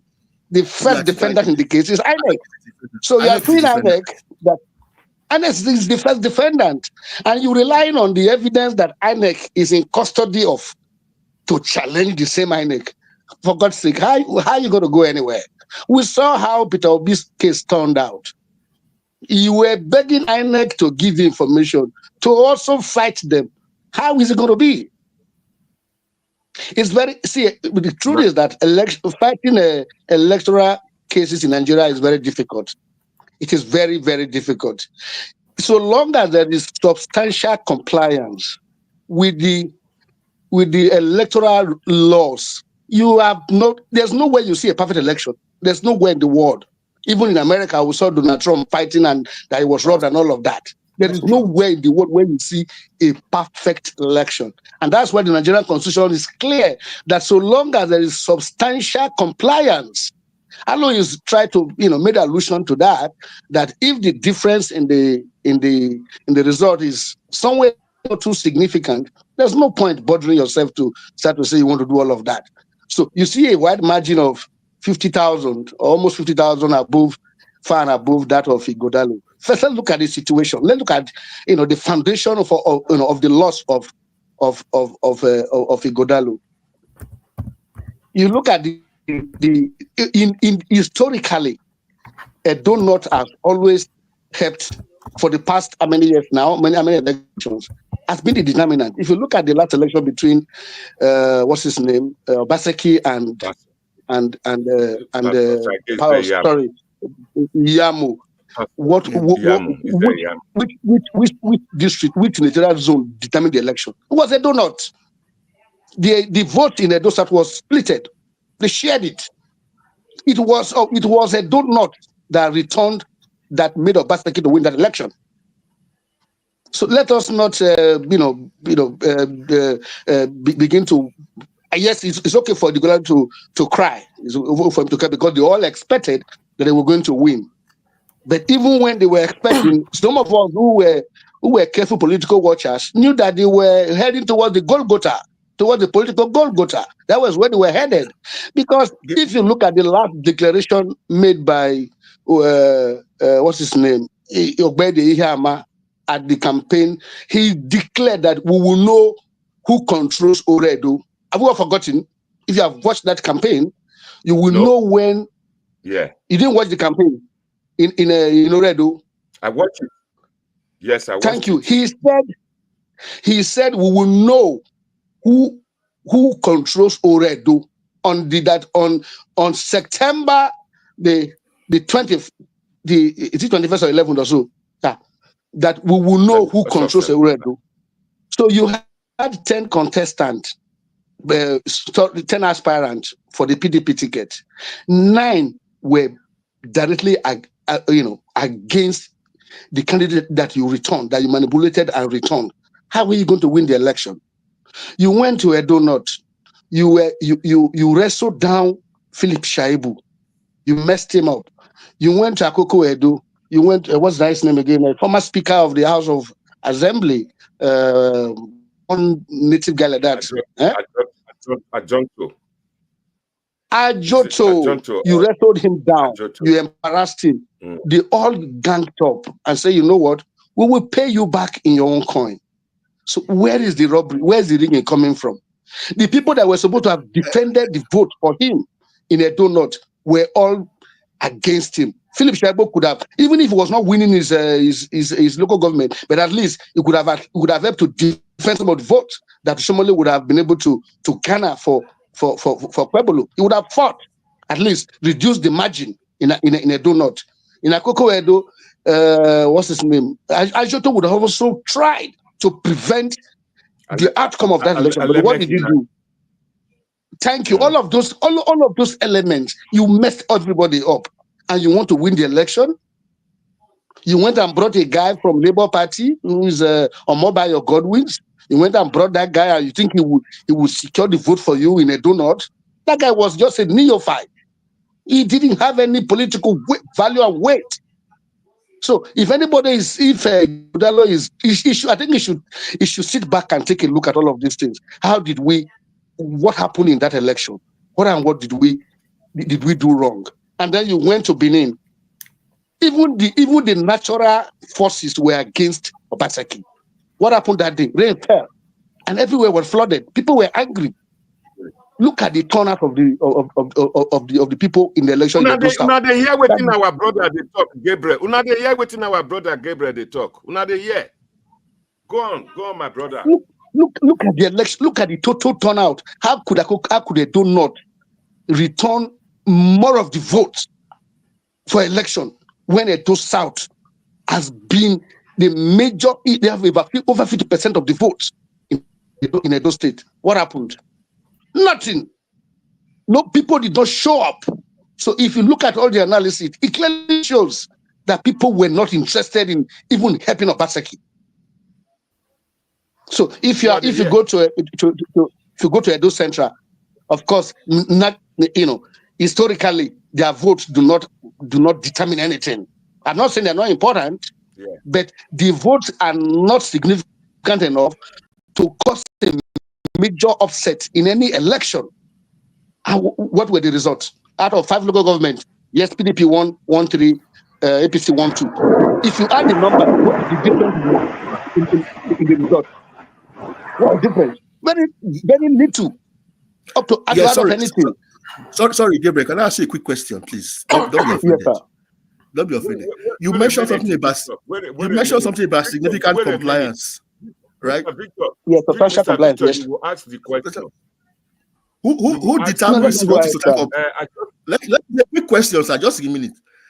who determines what is social compliance? Is it the courts that will It's say, the court. because it's the court that will determine what is social compliance, right? Yes, sir. Okay, I just wanted to know that. Yes, sir, it's the court. If I just say hello, can you hear me? Yes, Louis. Yeah, if I just say before I go back to the issue of the coalition and the election thing, I think let me just add a little point with what Gabriel just said. I think part of the problem Asue faced in this election, they're probably going to do a postmortem and either agree or don't decide to agree with it. If you look at the whole thing, Asue Ighodalo throughout the whole campaign never really differentiated himself from Obaseki. It was not very clear. If you look at the case of Monday Okpebholo, if you listen to most of his campaign, he kept using the word, a new Edo is rising. We are going to do this. Asue never really differentiate himself. You can not really tell anything. It was always, oh, I will continue with Obaseki. I will continue this. I will continue that. So there was really no differentiation. Even if you are even watching America that you are saying today, now you can just say, oh, Kamala Harris says, we're not going back. Even Obama, those things are big slogans, which he didn't really do. He should have differentiated himself from Obaseki a little bit. If you go to even the Tinubu you're talking about today, people were saying you were part of Buhari. He went there, he differentiated himself a little bit. So look at what I've done in Lagos, and we look on different things. You have to a little bit take yourself away from that bubble of Obaseki. That's what he should have done. And the issue of when you are saying that people doesn't matter, people do matter. When you have the likes of the PDP deputy national chairman, Dan Obi, from that part of Edo North, he was like a one-man opposition to Oshomole. When Oshomole was governor. I always say to people, if you want to learn the era of opposition politics in Nigeria, in most recent thing, Dan Obi was a very good example. He kept countering Oshomole even when the PDP was actually zero in Edo State. He did a lot there. Then the other side I wanted to go to is the issue of the IREV and everything. I do agree with Victor to some extent because I've said this myself for a long time. I think our first one start with say INEC. I think INEC, the problem with INEC today is that INEC is a victim of the Nigerian state. That is the simple truth.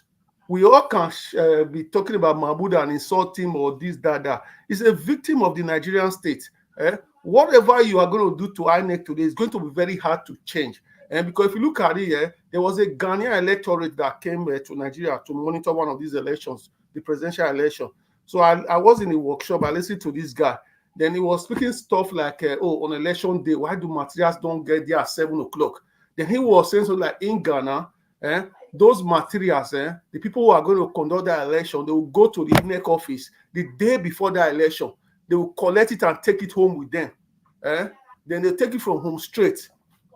So they will get to the next morning, take it from their house to the polling unit or whatever. Then the Nigerian guy then came out and said, if you try that thing in Nigeria, they will just complete it at home. So that's what I'm saying. It's a victim of the Nigerian state. So the issue of the IREV and the result, I think, Victor, you are right to a very good extent. I think INEC, they have a lot of budget that is being given to them. They can do something about it in the sense that I don't see why somebody will upload a PDF document to a website.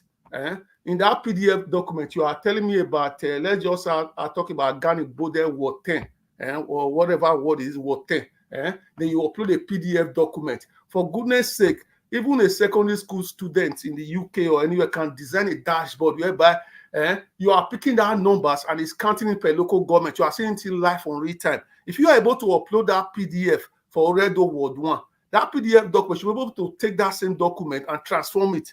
And you can automatically see the result. Don't tell me to go to the IREV, then I'll search for Akoko Edo 1, then I'll write the result, I'll write on paper. Also search for the other one, write on paper. No, this is a body that is taking care of so much money. So that is where the problem is. That's what is causing a lot of people are having battle that, transparency, this, that. So maybe they need to take INEC away from this era. Just one second. Maybe they need, let me just thank you, Alois. Can I just finish this point? Maybe they need to take INEC away from this issue of giving it to professor. Our professors in abroad should be discovering things in the lab. They need to start giving it to technocrat businessmen who are into this field of data. It should take it away from professors. Exactly my point, Alois. My point is that in Nigeria now, who appoints the INEC chairman? How is INEC chairman even appointed in Nigeria? Is it transparent? Victor, 1 second. Please join us.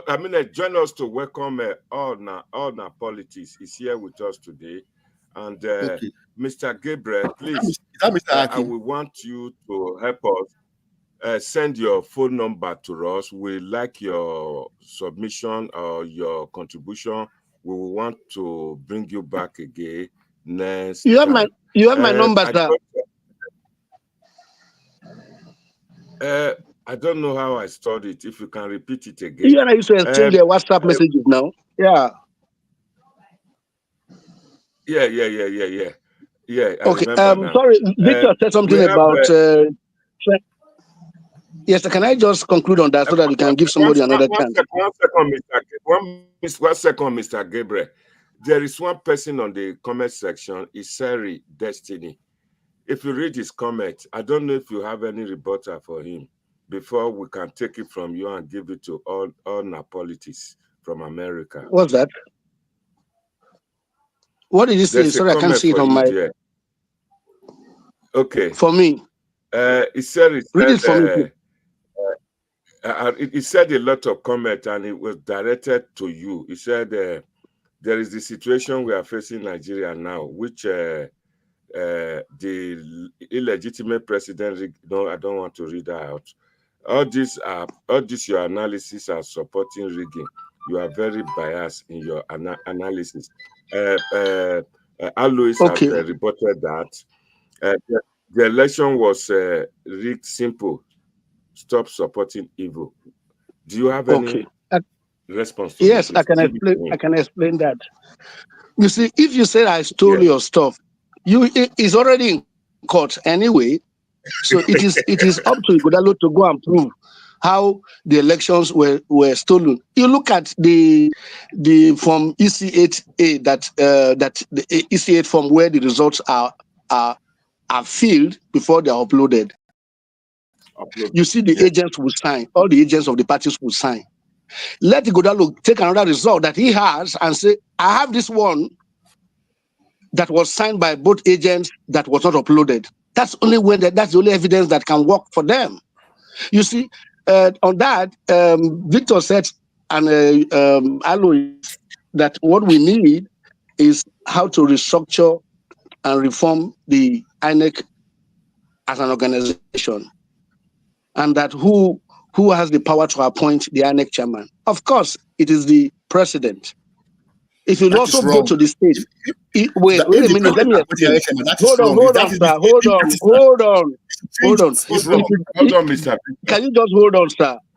If you also go to the state electoral bodies, who also appoint the chairman of the state's electoral commission, is the governor.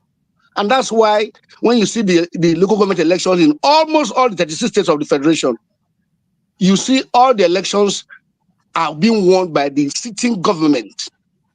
If you look at the last election in those state local government elections, even Esako, that Osomole is very strong. Even Esako, that local government is very strong. Who won the election? It's the PDP. It's unthinkable and unlikely for a PDP to go and win Esako. But what do we have? Yeah, it's true. We have PDP in all the 18 local government, and they were happy that they won all the elections. Let's go to Rivers State that you just mentioned. What happened recently? Let me just ask something. Hold on. Let me explain the Rivers situation. Even when PDP did not run in the election, APC did not run. Who were the people that won the election, the local government? They were PDP guys who were the citizen chairman with Fubara that went to a different party to go and contest. Those guys, for God's sake, that they don't even have the legitimacy in the first place because they were not members of the APP before they joined them to win those elections. They were all returned. So if you say there is unfairness in the election, then you should ask yourself, is it only when it is good for you that it is fair? Is it only when it is good for you? Gabriel, what we were saying was this: we're looking at the whole process of. Okay, let me ask you now: do you think it's a good idea for the president or the governor to single-handedly appoint an INEC chairman. I can That's say supposed to be independent. The process of appointing INEC chairman. No, I'm responding to Gabriel. The process of appointing INEC chairman. I think we should look at it. We can't just give a power to the president to appoint one person. It's wrong. Victor, I don't think the president appointed the INEC chairman is the problem. I think where the problem is that they follow the culture of INEC, which is to say, let's be appointing university professors and lecturers and this and that. That's where the issue is. They need to, because if you look at how these professors you are talking about, a lot of them can't even read and write. A lot of them are still left in the 60s. They need to move it away from those kind of people. Yeah, but I understand, as a country, we shouldn't give the power to one person to just appoint the INEC. But you can equally say, that's supposed to be independent. Victor, they should go through a screening process. Victor, you can, and it's not be appointed by one person. Victor, just say, okay, the president just come and say, this is the chairman, everybody just accept it like that. Victor, no, it's wrong. It's supposed to be an independent body. So that means it's partisan. If the president is appointing the INEC chairman, that means it's partisan. Victor, I think it has to do with the integrity of the human being. That is the reality of the whole show here. That's what it has to do with. So the point is, if you start going through that faculty of saying, oh, don't appoint this, don't appoint that, you're going to end up saying, president, don't appoint anybody again. Or whoever, I'll take it to the National Assembly. If APC is the leader in the National Assembly, they will still appoint with whatever. But the point is the integrity of the person. That's what matters. And where you are taking that person from. Yeah. But you know Nigerian politics normally now. I help you. You are not grateful to me. If for example now, I appoint an INEC chairman as a president or a governor, that means he owes me for giving him that. That means he has to be grateful to me. But the point is that when we say Fubara is not grateful to him because he put him there. You know that kind of thing. The issue is, are we now saying that Mahmoud is deliberately ringing elections? Is that what the issue is? Sorry? Are we now saying that Mahmoud is deliberately ringing elections? No, I'm not saying that. I'm not accusing him of it. I'm just saying the process of appointing an INEC chairman should not be left to just the president to do. It's wrong. Okay, Victor. It's supposed to be an independent body. We should look at the process of appointing. Victor, I agree with you. Victor, I agree with you. Look at the judiciary, which is meant to be independent. How is the Chief Justice of the Federation appointed? First, I think it's nominated. Hold on. Just hold on. The NJC recommends names to the president, out of which he picks one. The current CJN, which is Kekere Eku, who was not solely appointed by the president, it was on the recommendation of the NJC, who recommends. So assuming there is a body who is to recommend somebody for the appointment, that appointment must be ratified. And who ratifies it? It is the judicial, it is the legislature and the executive. Yeah. Okay, so whatever it is. But that doesn't mean that they can't still put through somebody. They can still put through somebody they want. So my question is, who recommended Mahmoud then? Oh, well, I don't know how that is done. I'm sure it's at the mercy of the president. That is the law. Just like the chairman of the. That is my point. The law should be amended. That is my point. We cannot just leave it in the hands of one man. It's supposed to be Victor, just like the state INEC chairman appointed by the state governors. It's the same thing. It's also wrong. It's also wrong. That's what I'm saying. Victor, I agree with you. If I have Mr. Victor, you are diverting the topic. Can you hear from all Napolitis? All the floor is yours. I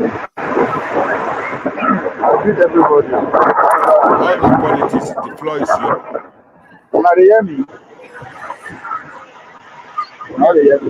We can hear you. Can you hear me? No, I know that. I teach. So the way very well. I did Miami. Yes, now what would they talk about? I just see the things that I jump, but I think it's about our governor. At the moment. Una dey hear me? I dey talk now. So I think the conversation is about our incoming governor. Yeah, the conversation is about our elected governor-elect. This one, I will just a conversation to us with the illiterate and the forgotten ones. We have secure one step. We need to secure the second step. We need to give him a second chance, regardless of how he performs. Monday will be given a second chance. So, and we have to start it now to defend them, to protect them. Most important, to make sure they get second time. Whether they like it or not, it is the time of the illiterate, the forgotten village people there, and we dey in charge now. I think that should be the focus. Forget all these courts, all these whatever, all those on our politics, they are all distraction. We need to stay firm on the goal. The goal is to protect our governor for 8 years. 8 years, and it has to start now. Because they say not start to declare. Regardless of how he performs, whether he fail, he no fail, no, he deserves a second chance. Because those who are when they claim to be educated, who claim to know everything, once they fail, they need to give a second chance. So we should focus on how to reinforce second time of Monday Paolo. Regardless of how he performs. So all these courts, all this whatever, they can do whatever they want. But our goal should be focused. That we have got the power and we have to protect it. We have to protect it. We have to work harder now. We have to make sure that English wey we know sabi speak so is always in their face. We should not go back to our village and relax. We need to start reinforcing. We need to start reinforcing. We need to start going back to the forgotten villagers and let them know this is our time. They should be patient. That regardless of what happened, it is our time. So we should not forget how we got here. That's the most important thing. Don't forget how we got here. For somebody was humiliated because of this. The youth, Tinubu himself was humiliated because of this. But that's not the point. The point for me is that the forgotten villagers, those who are not speaking English like me, like Monday Paolo, how do we make sure we bring them now to the mainstream? They need to hear our broken English every day. Make them get used to it. That the same right that they have, the same right they have as a citizen of Edo, and the same right we said yes, who will not know anything, who will be innocent. We have the same rights. If they have the right to govern, we also have the right to govern. So we should stay focused. All this going to courts, whatever, on a distraction. They will do everything. They will use media against the government. Just like the way they try to do the campaign. Anything where the man do, they go want to stop. Anything where they talk, they want about. At this time, that should be even our motivation. That should be our motivation. The focus should be next 4 years. Not even this one. This one is in the pocket. There's nothing they can do about it. The focus should be next 4 years. How do we reinforce illiteracy in their face? Thank you very much. Thank you. Thank you. My people, I will take the bottle, but let's play this video clip and let's see what's happening.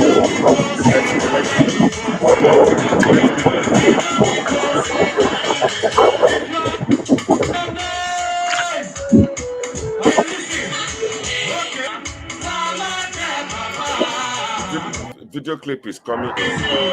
All Nigeria, stand by. Gabriel is going to be the next speaker.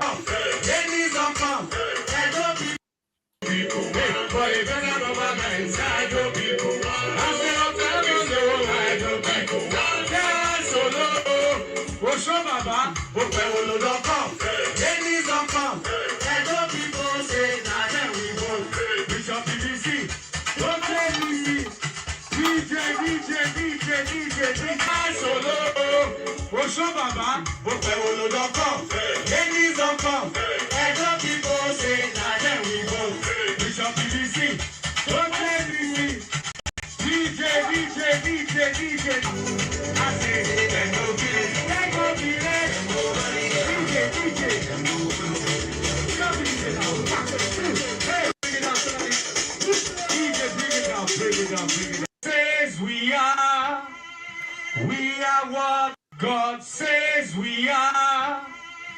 We are what God says we are.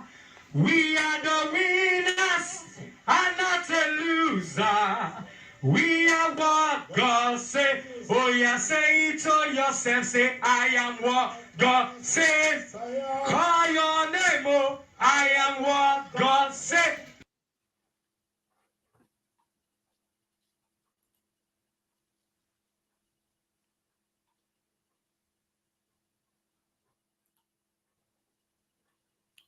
My people, the floor is now for Gabriel to give us his own rebuttal to Victor and all Niger, while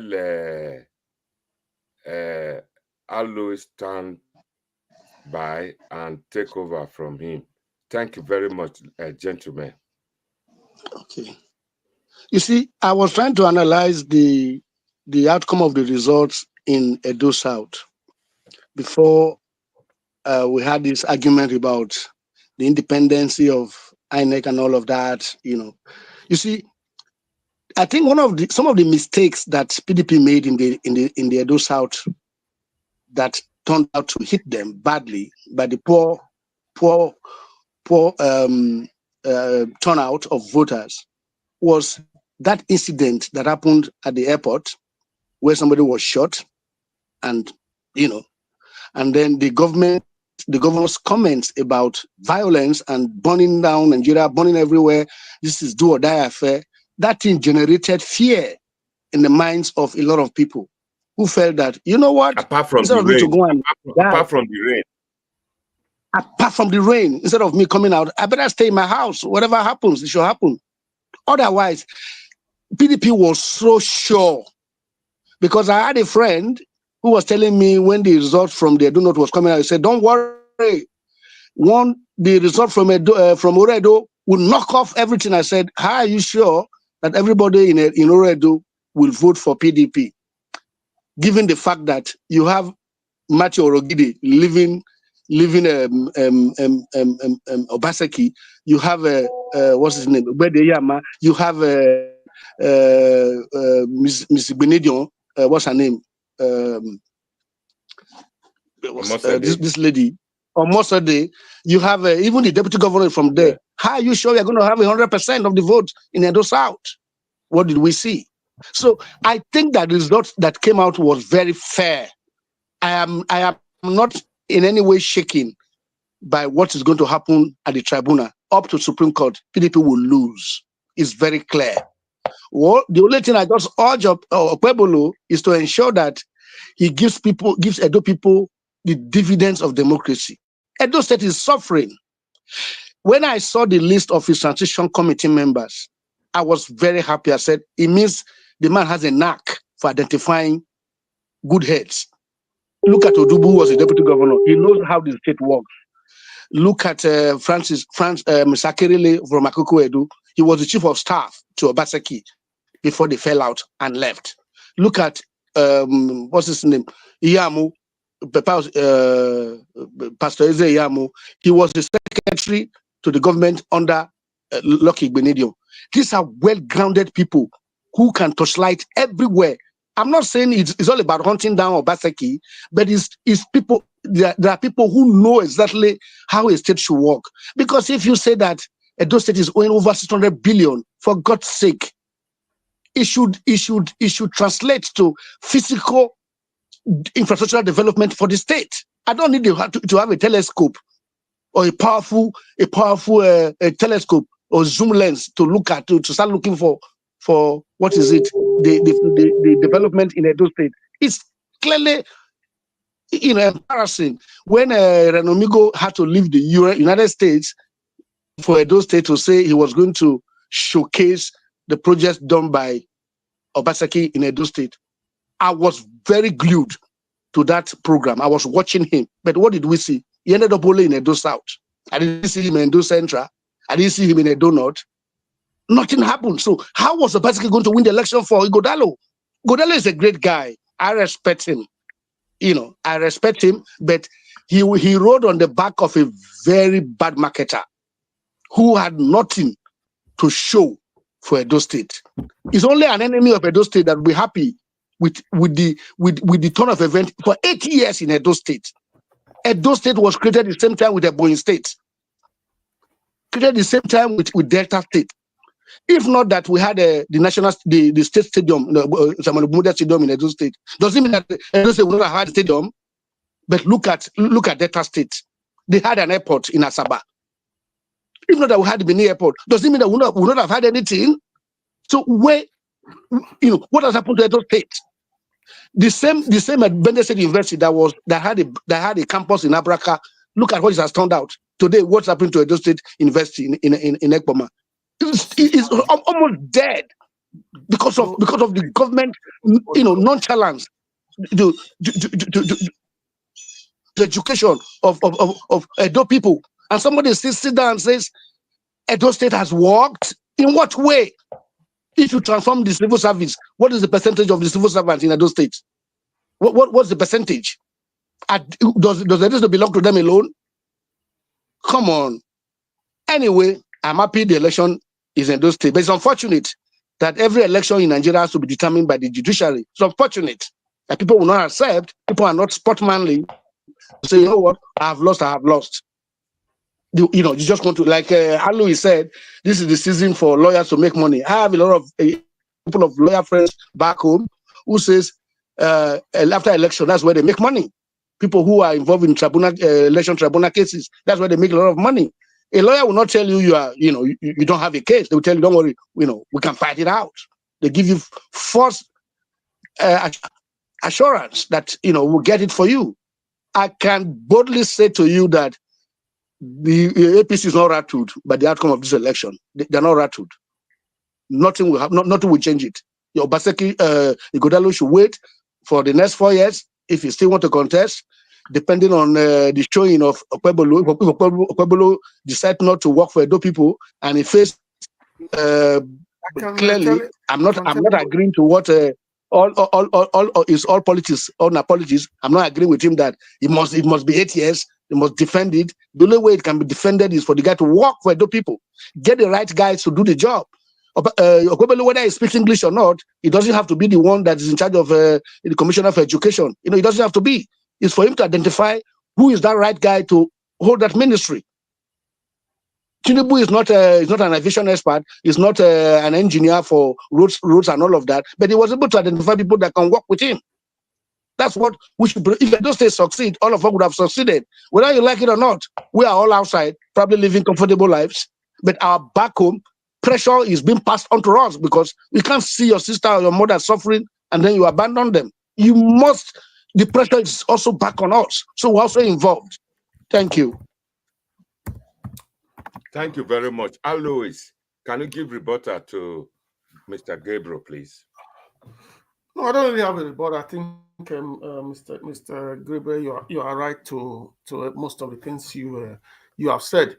So Asue Ighodalo, like I said earlier, has a right to go to court. So even in America, up to yesterday, Mr. Trump went to court. What was his name? George Bush and his fellow Democrat, they also went to court. So they have a right to go to court.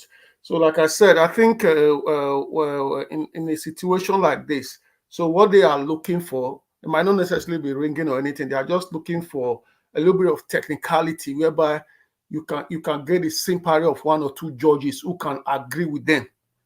That's what you go and do there. So that's what they are trying to achieve. So it's possible. It's technically possible. It's also technically impossible. So they can go to court and do whatever they want to do.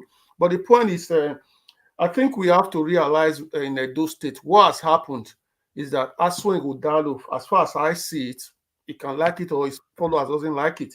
Asue Ighodalo is a victim of the circumstance. That's just the truth about the whole matter. He's just the victim of the current circumstance in Edo State. In terms of like his supporters always say, is eminently qualified. He's got all the degrees. He's got a very good career progression or track record. He's got it. But at the same time, I've always said on this program, governance is not about the most qualified. It's not about who has the highest degree or come from the Ivy League or whatever. It's never been about that. Governance or winning election is about who can actually just win that election. You first of all win, then you think about governance later. So the fact is that what's happening in Edo State is a situation whereby the collective people in Edo State, when I say the collective, the collective people, the elders, and people who control certain areas united and said, listen, we are fed up with one man called Obaseki. It doesn't matter who comes from the other side. We are going to work collectively to make him the governor of Edo State. And like people are saying, ringing. I've just laughed sometimes. It's not only Edo State, it has happened before. If you go to Zanfara State in the history of Nigeria election, people who read the history in Nigeria, Zanfara State is the least PDP state in Nigeria. PDP has never ever won election in that state since the advent of democracy. It went from ANPP, then to AC, or to the CPC, then AC. But they had the same situation you have in Edo State, whereby Bafalawa and the other former governor, they were upset because the APC from the Abuja National Chairman, they picked somebody else. Then they work collectively together within that state to make sure APC lose the election. So that's why you have today PDP in Zanfara State. So even when the governor decamped, the PDP governor that wanted to decamp to APC, so in the next election, the PDP APC nationality wanted to make that same governor to have a second term. These two actors, three of them in Zanfara, still did not agree. Then they work collectively and make sure APC still lost in this Tinubu election. So that's what happened. People can work collectively. It's not about being qualified or not qualified. And one thing you should see about Okpebolo, to me personally, I just feel sometimes God wants him to be governor. That is the reality of the whole show. People have said the man can't speak English. He's uneducated. He's on that. But yet, he was able to defeat the most educated person in Edo State. Like Gabriel said just now, I think I mentioned it earlier before the election. This is an election between stakeholders and shareholders. It's an election between Wall Street and Main Street. Like the guy said on the guy on the beach, he said the bricklayer, the man that can't speak English, the carpenter, said they prefer somebody who didn't go to Ivy League school. So they've chosen somebody who is less educated. They say this time, this is what we want. It's what the people want. So at the end of the day, Asue go to court, argue your case. Like I said before, APC in Osun State election, before the last presidential election, they did the same thing. They went to go and bring the result that was in IREV. When they went to court, INEC said the IREV result is not the complete result. After the OT all the way to Supreme Court, this same INEC that they are causing today, this is the result that they presented that the Supreme Court accepted, which is the EC8 forms result that they accepted, and PDP is dancing Osun State. Adeleke is governor. So when they had the reverse in the presidential election, INEC now ring the election. It was the reverse of what happened in Osun State. So what a PDP can pray for, something like that should also happen in Edo State. That's what I see here. But as far as I'm concerned, the people has voted, whether Okpebolo spent 8 years, like my friend is saying on the internet or whatever, he was elected for 4 years. He has to go and perform for 4 years before he starts talking about 8 years. And the only good thing for him is that he hasn't promised Gelegele Seaport. He hasn't promised Benaba Stadium. He hasn't promised airport do not. So what he has promised is so easy. I want to fix those gully erosion. I want to put teachers. I want to build schools. Those are very easy things, which he can work on. So to me, technically, I believe that if you elect somebody, he should tell you what. He promised overhead bridge. He promised overhead bridge. Overhead bridge. Some bricklayers in Welu can do that one. So the point that I'm trying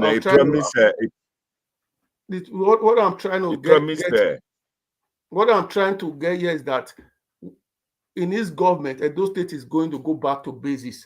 Let's fix those drains. It's a shame. My friend talking about Ebonyi State just now. That's why I keep laughing. People keep using the word technocrat. You cannot compare the infrastructure that woman left in Ebonyi State to Edo State. I don't see anything in Edo State. Somebody sent me a video of Upper Mission yesterday. People keep saying all these things has done. Okay, all they shout about is a civil service. The same Yobe State governor say they don't use paper in his own civil service. So what's the big deal? Not to use paper. It's not a big deal. So the point is, Obaseki has done his own. It's Okpebolo's turn. So Okpebolo should come and perform now and show us the new dawn he's talking about. Let's see the way it goes. So if he doesn't perform, we will also come here. Like we gave Obaseki time to perform before we start saying this need to be done. So we'll give him a time, year or 6 months or whatever. she also show us the light and prove that it's not Obaseki, it's not Oshomole boy, it's not this, it's not that. Because at the end of the day, we can't be in 2024. You go to Benin City, Benin City looks like one village. Look at the roads. Can we not have good roads that's like in Abuja or even in some areas in Lagos that you go, you can confidently say, So that's what I'm saying. That's why I say just that at least he hasn't promised heaven and earth. Like Asue promised, say go make Edo State the number one city in tourism in Africa. When I know say Nigeria is not even in the top 10 tourism in Africa. So that's what I mean by it. You don't promise what you can't do. So he has promised the basic. He should go and do those basic. If that basic work, then you can start thinking about building Banaba Airport or Barcelona Stadium in Benin. That's all I can say. Thank you very much. Thank you. Before we go to Victor, Abatobaze, the crack team boss, I just spoke with him while you were talking. He said not today, that he needs to be ready for the program, that he has an appointment for something this night, that he will fix a day and he would like to engage all of you. Then I phoned Asue Ighodalo. He asked me send a text. I've sent him a text. He didn't reply, so I'm going to fix him on another date. What I actually told him is that we are on a project of about 4 episodes of the postmortem of the Edo 2024 election, and that we are on a postmortem, and we would like to invite him for his comments. And I'm sure he will come back to me, though he's not happy with me that I batch him seriously during the campaign. But I know if he's modest, I think he should honor the invitation. So he will come, and Amosade Igbenedion will be coming as well. I will want all of us to be present to bring him to a panel while I'll always moderate the program, but not today, but we're going to fix a time. I spoke to her this afternoon. And also, I would like, starting with Victor, because of time, and a lot of people love our platform, they love the program, but they said we should do it short. We should do short episodes. I got a call from a very respectable woman from Canada yesterday. She greeted to appreciate our program, and she said she loved it, that we should make it 1 hour, 1.5 hours, that everybody love it. So you see the current viewers now, at the moment is about 50, 60, but tomorrow if you go, we'll be reading thousands. They take time to watch our platform. So starting with Victor. Victor, please just tell us in 2 minutes summary to close for the day before every other person takes his turn. My people, I greet everybody. I promise when I say Aswe go talk, but I don't send her text. He say me I send her text. I don't send her. But Obaze saying he go come meet all of you now in a rough debate. So our panel today, they really spoke well. The kind of people where people they like, people they speak like Asue Ighodalo, now we get today. You see all of them. So then we'll come back again next time when we open another topic. Alois will be helping me sometimes to moderate the program. I greet everybody. Gabriel, sorry, Mr. Victor, it's your turn. Your 2 minutes start now. Yeah, Ipa, thank you. What I want to say as my closing remarks is this. First and foremost, I'm actually happy that APC won this election. Do you know why I'm happy? Because they have been telling us that they will do a better job. They said the current government didn't do anything. That's fine. Whether they didn't do anything or not, the government is gone, it's gone. It didn't do anything. Okay. That's what they've been saying for the past 8 years. So it's good now that they have won. Let them come and show us how to do it. First, like I said, there's a new government coming in. But what I will beg our people, let us keep the same energy. The same energy the same way we were criticizing the former government. We should keep the same energy. Let's not be biased. You understand? In that light, I personally, I want to see flyovers because they told me that other states are doing flyovers, that Edo has the money to do flyovers. So I want to see, so they should do flyovers. That's what will impress me. I want to see flyovers. When it rains in Edo, I don't want to see water anywhere. I don't want to see flood. That is the standard. That is the standard. Because I saw Paulo standing inside flood. So he said flood will disappear when he comes in. So I don't want to see flood anywhere. If I see flood or I don't see flyover, then the government will failure. So let's keep the same energy. That road to government house. Yeah, exactly. Let's keep the same energy, please. That is my 2 cents. Thank you. Gabriel, please, Mr. Gabriel. Yeah. Victor was very funny, but it was direct to the point. He's a true lover of Edo State. I appreciate that.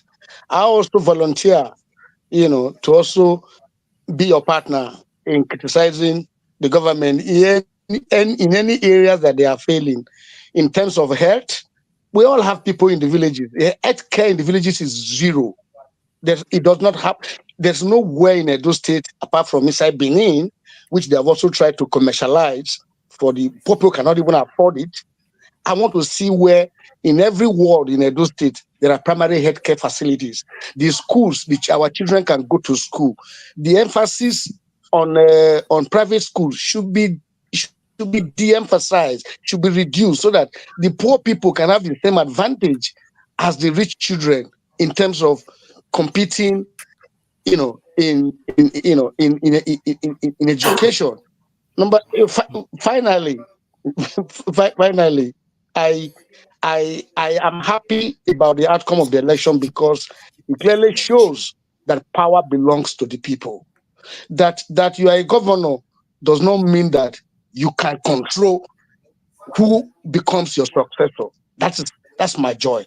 This election has made a statement that the power of determining who rules the people lies in the hands of the people, and Edo people have spoken. And I urge Mr. Ighodalo to be a gentleman and accept the outcome of the result.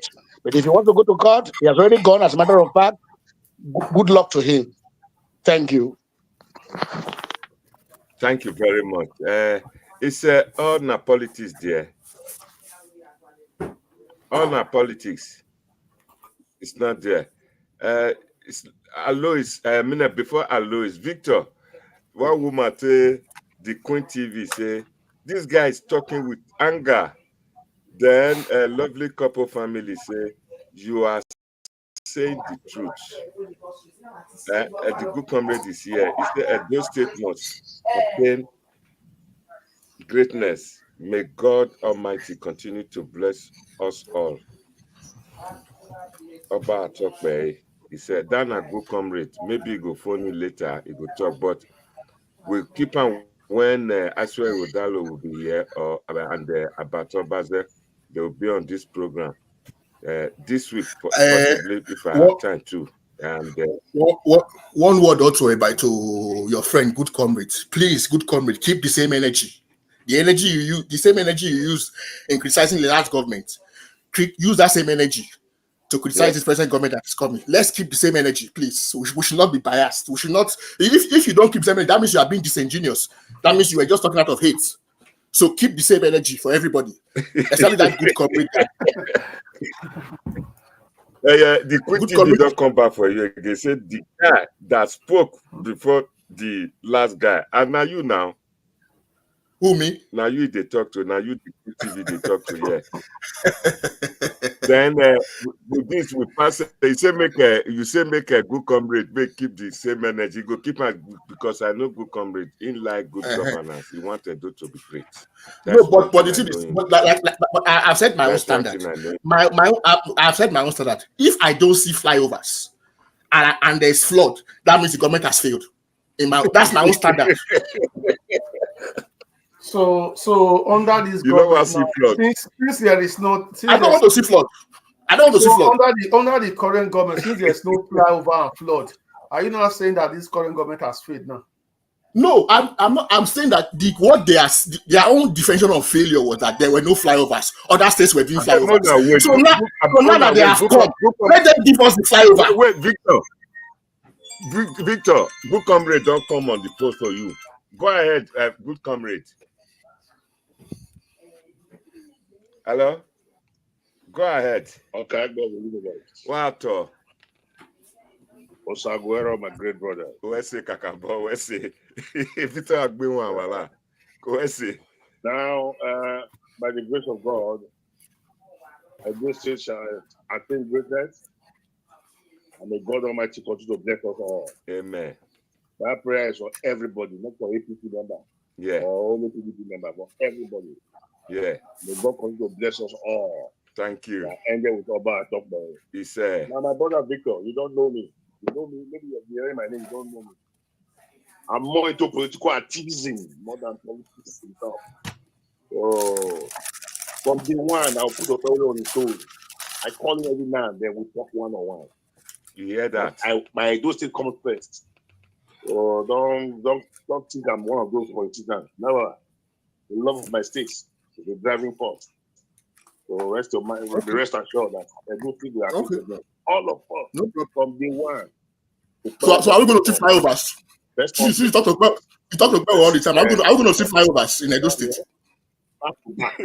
Victor, he said you see. He said we go see flyover. No, he says you talk to Kwewolo all the time. So you said you talk to Kwewolo all the time. So are we going to see flyovers? No, I didn't get that part. He said you talk to Kwewolo all the time. You see flyover. Sir, you say you talk to Kwewolo all the time. That's fine. Are we going to see flyovers in Edo State?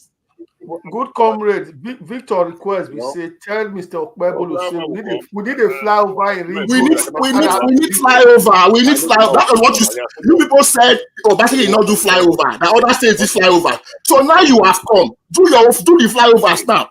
So if I don't see flyovers, he has failed. That's my own. I see so much pain in your point. Where you are talking, you are really fought from different election results. No, it's not the election. It's not the election result. No.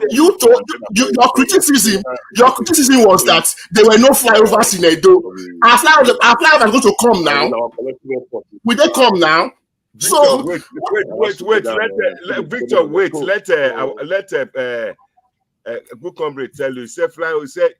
Good comrade said it's after human capital development. No, it's not human capital development. No, but you were not singing that song in the last government. Why are you changing the tune now? Are we going to see flyovers and no flooding? You go see flyover, no worry. The line is not too clear.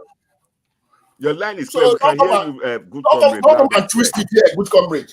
You criticized the last government that there was no flyovers, that they were flood. So are we going to see flyovers now? That is the question. Yes. Okay, I hold you to your word. If I don't see flyovers, listen, if I don't see flyovers, I will see. Yes, Alois, you are here now. He has promised us that flyovers will come. Alois, you are here. He has promised us that flyovers will come. If I don't see flyovers, this man has come to promise us that flyovers will come. You go see flyover. Victor, like say you thank God, Alois, you are a witness. Alois, you are a witness. You are a witness. Good comrade, you are now officially the senior special advisor to Okpebolo. Yes. He has promised us flyovers. And he has promised us that there will be no flooding. Abi, you promised that? There will be no water. When rain falls, there will be no water anywhere in Edo. Yeah. Sorry. Yes. No, Victor, So Victor, the floor is yours now. The floor is yours. Yeah, Victor, let's be honest with ourselves. We can't say in 2024. Let's just call it Benin City, the King Square, those environs. Yeah. We should be proud to say those areas and there should be zero flooding. The roads should be nice and good. No, it's a shame. No. I'm irrespective of whoever is the governor. No, I don't want, because if I talk about say you are criticizing Obaseki. Let's forget who is the governor. We should be able to walk there and say, oh, these are the best roads in Benin compared to some states which have good roads. Go to Akwa Ibom. That's what I'm saying. Go to Akwa Ibom. Forget to be government now. You cannot boast of in Benin City now. Look at the major road. Let me just give it to you now. Upper Mission Road, Akpakpava, Ugbawa Lagos Road. How come we are not saying these roads are the roads that have been existing for more than 30 years, but they still look like ancient road? That's what I'm saying here. That's what I'm saying. No. See, Alois, one of the criticism of Obaseki was that other states are doing flyovers. He cannot do flyovers. We have a call from. My argument is that now that they have come, will they give us the flyovers? Victor, I think there should be a flyover. We have a call. We have a call. There's a call coming in. Victor, wait, everybody mute yourself. There's a call coming in. Go ahead.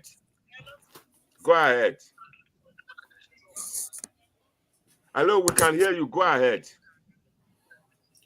Hello. Good evening. Well done. Go ahead. Talk. Talk. We can hear you. Talk.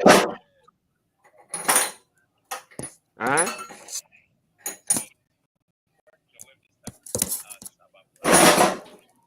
You see, Mr. Victor, now your question will be this way about flyover. Go ahead. Hello. And we can hear you.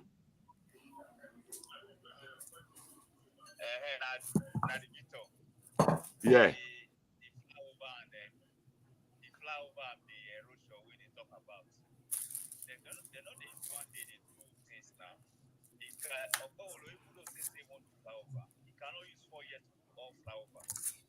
No, that's wrong. You cannot say that. No, he will use 4 years to do flyover, please.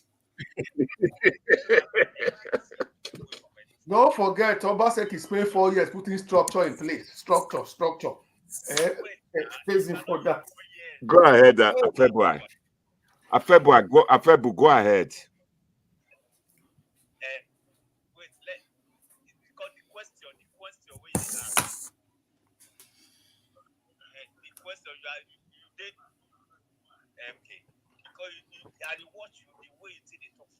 Flyover. The flyover, we don't fly just in the flyover, fine.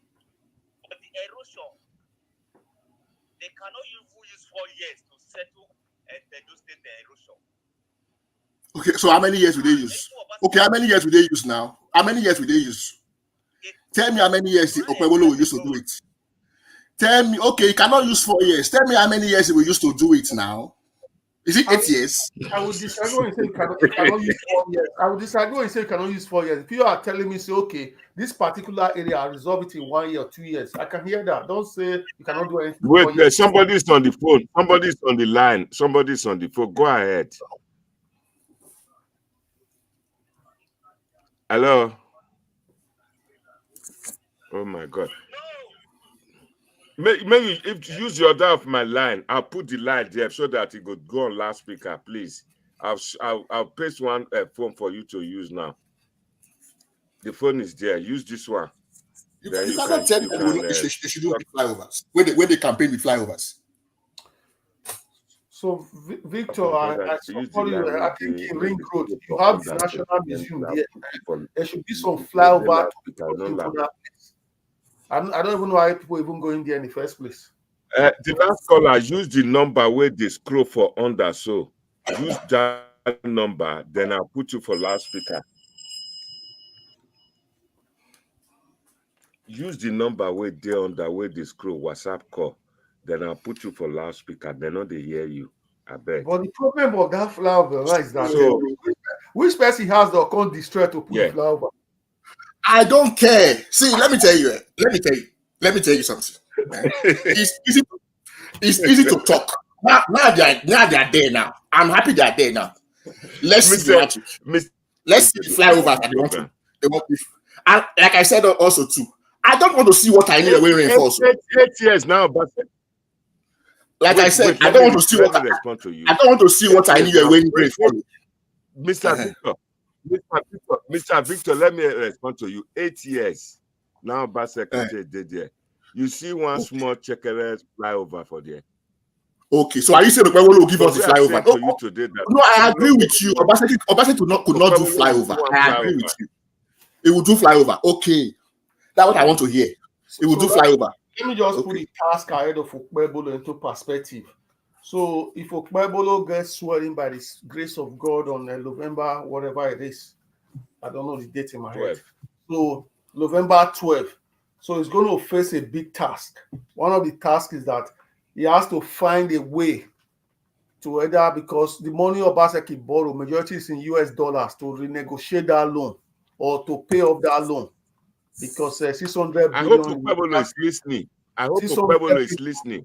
600 billion in Naira terms wouldn't leave him a good room to maneuver. Because as a technical governor, technocrat that I know in other climates, once they go cut their deficit or their borrowing by half, or even leaves next to zero. But unfortunately, the technocrat we have actually.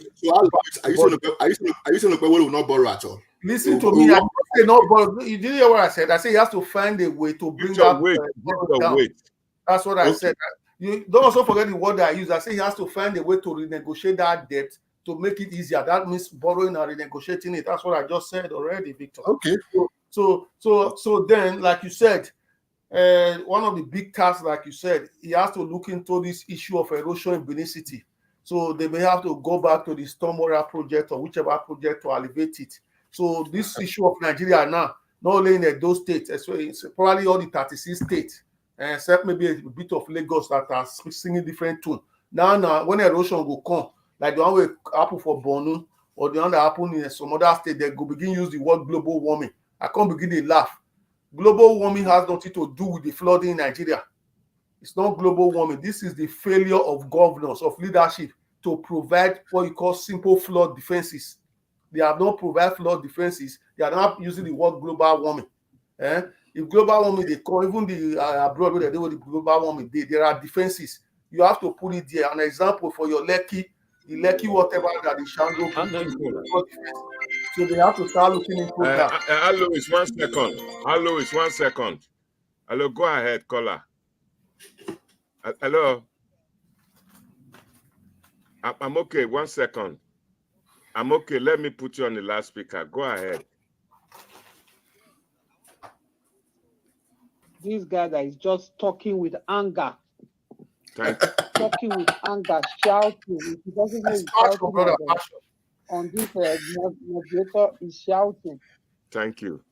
Cannot all be on the same side. I'm sorry. I don't know why this guy is defending Obaseki. I am one Did I mention Obaseki's name here? Obaseki, who supported him and expected. Wait, Victor, let her talk. The first lady. Okay, I will respond. I will respond when she finishes. Yeah. I will respond when she finishes. I'm not expecting, like, I supported him wholeheartedly. You understand? Yeah. But when you go to Edo State is like one big village. In the sense that when this guy came the first 4 years, yeah, all we had that I don't want to share Edo State money. I don't want to share Edo State money. That was what he sang for 4 good years. Yeah. Before it became to PDP.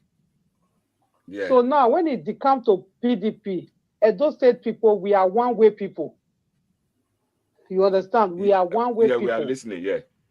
In the sense that we all said, okay, since they are pursuing him, let all of us join him. Yeah. Obaseki started doing Zoom call and everything with all of us oversee. We supported him. We call our people back home. If you don't support Obaseki, none of us will send money again. Yeah. That was how bad it was. Yeah. This man, if you watch, in that 4 years that he came last now, Obaseki did not bring manifesto. Let's call it a spade. That's true. There was no manifesto in his hand. Yes. They are pursuing me, they are pursuing me, they are pursuing me. That is all we had. I was supporting him then. Yeah. But there was no manifesto. That is why the last time me and Denko spoke, before I started supporting Denko, I said, Denko, I want to see your manifesto. Yeah. If you people don't give me my manifesto, I will not come out to speak. Yeah. For anybody. Obaseki did not bring any manifesto. Rather than he promised to bring electricity, that the electricity is coming from so place. Yeah. I went to Edo State during this campaign. I went to campaign for my own candidate, which was Denko, because I've supported him all the way from Ovia since he has done his rep. There is no single electricity in Benin, even in GROA. That was what baffled me. I had to install a solar for 3.5 million naira just for me to generate light. Obaseki brought electricity, but now for the rich people. You are there sitting and talking about flyover. You understand? Yeah. Now, let's look at the other way around. He said all the markets will be rebuilt after that fire. Till today, no market was touched. Have you ever been to Ring Road? Have you been to the urban market? Because me, I don't like talking to people who doesn't travel to Nigeria in 10 years. Yeah. I like to speak to people who travel to Nigeria every time, like me. Yeah. Urban market, as beautiful as that market, during, I don't want to mention any governor because they will now say, oh, this is that. That market was so beautiful. But if you go to urban market is a market for woodlands and is almost falling apart. Now they hear. They said in his government, there is no agberolism. Obaseki endorsed in agberolism. Let anybody come and challenge me. I have my facts. Now they hear. My car was seized by one of their police. They called them Obaseki police. They requested for 10,000 naira for that Mercedes-Benz to come out. Now they hear. A car that has papers, has the documents. When we were taking that car out of their yard, they said for them to open the gates, we pay 1,000 naira. Now they hear. My brother paid 1,000 naira again. They were very lucky that day I was not with them. So God who made me, Obaseki could have left his office to come and meet us. Now they hear. So we should not be talking with anger, because people that are talking like the way this guy is talking are secret beneficiary of Obaseki. You're not benefiting. I support people. I don't support because of what I want to get. Yeah. What do you have on your table for your people? That is what we are asking for. Okay, now I live abroad, right? Yeah. Now, if I say this, they will say, oh, Obaseki is not the president. I live abroad. Every time children are going on holiday, the UK government makes sure there is stipend for these children. Then now, Obaseki had all the money. Do you know how much this guy disbursed when they were campaigning? Unfortunately, people have already turned their back on them. Now they hear. Okay, now I followed the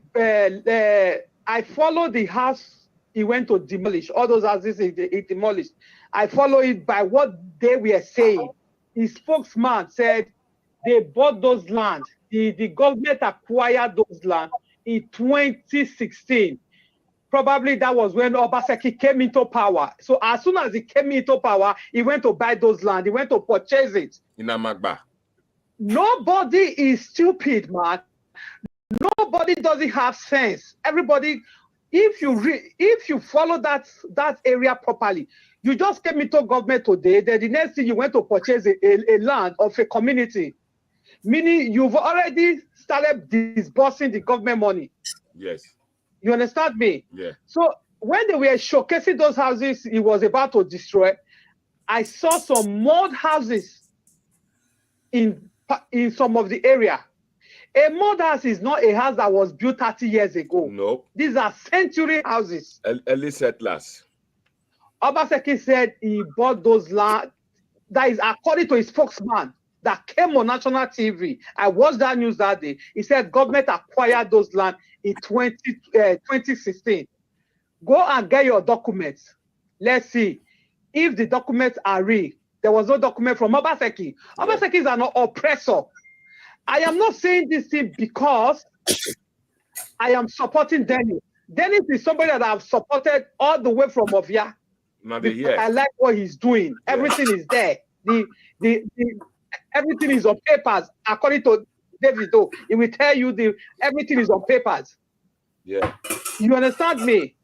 But this man went to demolish those people's houses without negotiation. You claim that you bought those lands, and now they were reselling those lands early this year. I was called if I want to buy part of it. I said, sorry, I am not buying it because the real owners are going to come back after Obaseki leaves power. Which is going to happen. It will happen. So we should not be talking on tell to do flyover. Tell this to do flyover. Guy, let me tell you, Obaseki went to campaign in Uwelu Spare Pass. Yeah. Was that road motorable for him to go? Because me, I was there. I followed the campaign. I traveled from UK to go join them in that campaign train. For good 1 month, I was with them. That road is not motorable. Obaseki took his campaign grants. He took it there as well. I only feel for Asue because of probably he has spent a lot of money. Asue was used as a donor. That's because the plain truth. Obaseki knew he was not going to win. But he pushed the man into it. Because one thing about Edo people, because they are tired of people, no matter the preaching you will preach, it will not work. Okay, now let's talk about electricity. He promised to give Edo State full 24 hours. Okay, for 18 hours electricity. Yeah. The electricity this man brought into Benin is for businesses, and it's only the business that can afford it. Yeah. 600,000 a month. The guy that is speaking now, that was talking with anger, can he pay 600,000 naira a month for his own electricity? 300 pounds a month. 600,000 naira a month. Can he pay it? That's 300. If he can pay it, yeah. No amount of money I have, I will not pay that money. Okay, fine. Now let's go to people that are charging. They said, oh, for electricity to be constant, get your what is it called, meter, which I feel was a very reasonable thing because of people that don't pay bills. Get your electricity meters. People got their meters, install it in their houses. Like me, I have about 6 meters because every flat and the gate mail, all of them have their own meters. Yeah. Okay, now, that meter, people will buy cards, do everything. Still, there is no light. And you are here talking with your anger, telling people, let it build flyover. Yes, Edo State is an ancient city. It's an ancient, especially Benin. Benin is an ancient city. Yeah. I do not expect flyovers in Edo State, but there should be good roads. There should be good roads. Correct. If you go to down after Uselu Market, those roads are very smooth because they are all federal roads. Yeah. Obaseki is not the one doing it. It's all federal roads. Yeah. And you are here shouting and screaming, you know. Come on, these people that benefit from this guy directly, secretly, are the ones speaking like the way this guy is speaking. Yeah. Okay, now imagine I was watching one program, a whole 1 billion naira. Obaseki promised one woman like that, one black woman that when they were in stadium, they were doing campaign. That 1 billion naira, if you pump it into education system, or maybe you give it to the children that goes to school every Monday, the children, you know the amount of children that goes to school in your state. You tell their parents to go open bank accounts. That 1 billion naira is if it's being paid to these children every Monday, just like the way the UK does. Do you think Edo State will not vote for this man? Okay, let's call a spade right now. What are our benefits as the citizen? What do they benefit from every government up to the president? Nothing. Is it good roads? No. Like me, I benefit a lot from the UK because you know why? They trained me to become a nurse. They paid for it. Yeah. I benefited a lot. I have a lot to talk about. My kids benefited a lot. I have a lot to talk about the UK government. Forget about roads or whatever, because those are all secondary. Yeah. what are our citizens benefiting from this government that are coming in? Fuel subsidy. 1 billion naira to market women. Fuel subsidy. Why can't that money go to school children, go to children in secondary school? If we start talking, that is, believe me not, we will talk for several days. We are still talking. Yes. So guys, stop talking with anger. Let's face it. Can I respond to this man? Do our people what do they benefit from each government? Madam, let's call the spade a spade. Thank you, madam. Victor wants to respond to you. Victor, go ahead. Okay, sir. Thank you, madam. Thank you for your contribution. This man or woman, is he a man or woman? It's a woman. Woman, yeah, it's a nurse. This woman is saying, this woman is saying, I'm talking with anger. No, I'm not talking with anger. Is he telling me that we cannot criticize Okpebholo? He's the governor. We can criticize him, so I should not criticize him if he's not doing the right thing. So what is he saying? All I'm saying is, let us keep the same energy. She never said so. That there are more priorities. There are more priorities.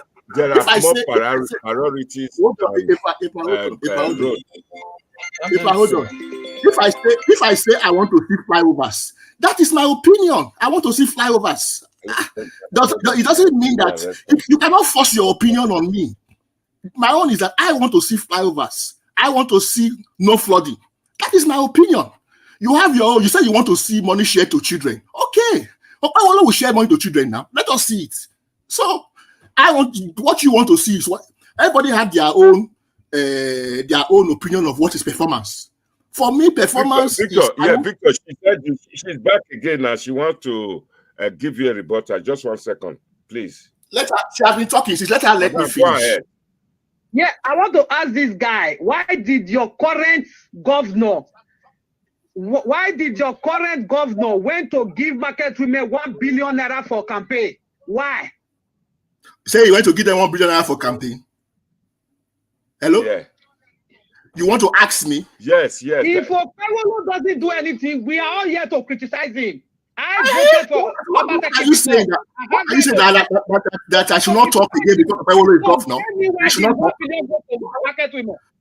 You cannot say I should not talk because Okpebholo is governor. I will talk. Did you talk for Obaseki? I will talk for Okpebholo. So don't tell me I'm angry or anger. I can say what I want to say. He's my governor. He's our servant. I can even insult him. You insulted Obaseki. People insulted Obaseki. Did he die? So forget about that. I will say what I want to say. He's my governor. I can say what I want to say. So it doesn't. I don't have to have your own opinion, Oga. You have your opinion. I have my own opinion. Let's leave it that way.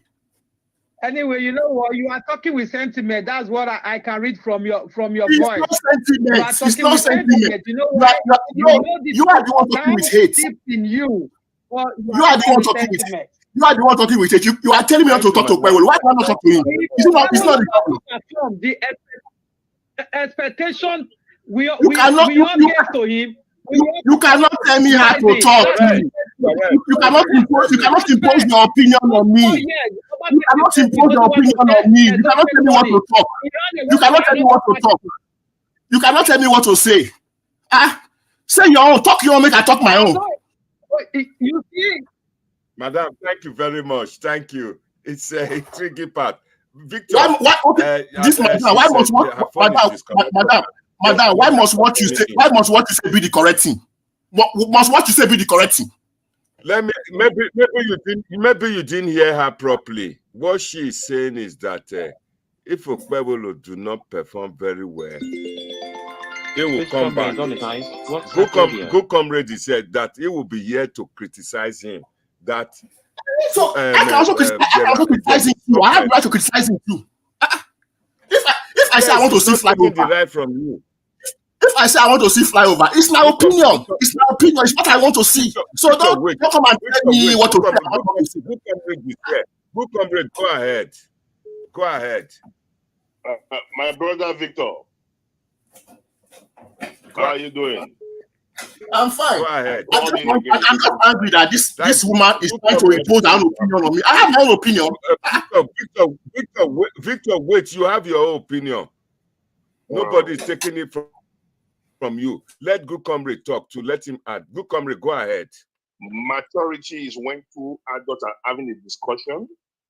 One will have the floor, while the other one will listen very well, and the other one will use the floor and let the other person respond. Then we are passing the message. We argue to learn. We don't argue to win.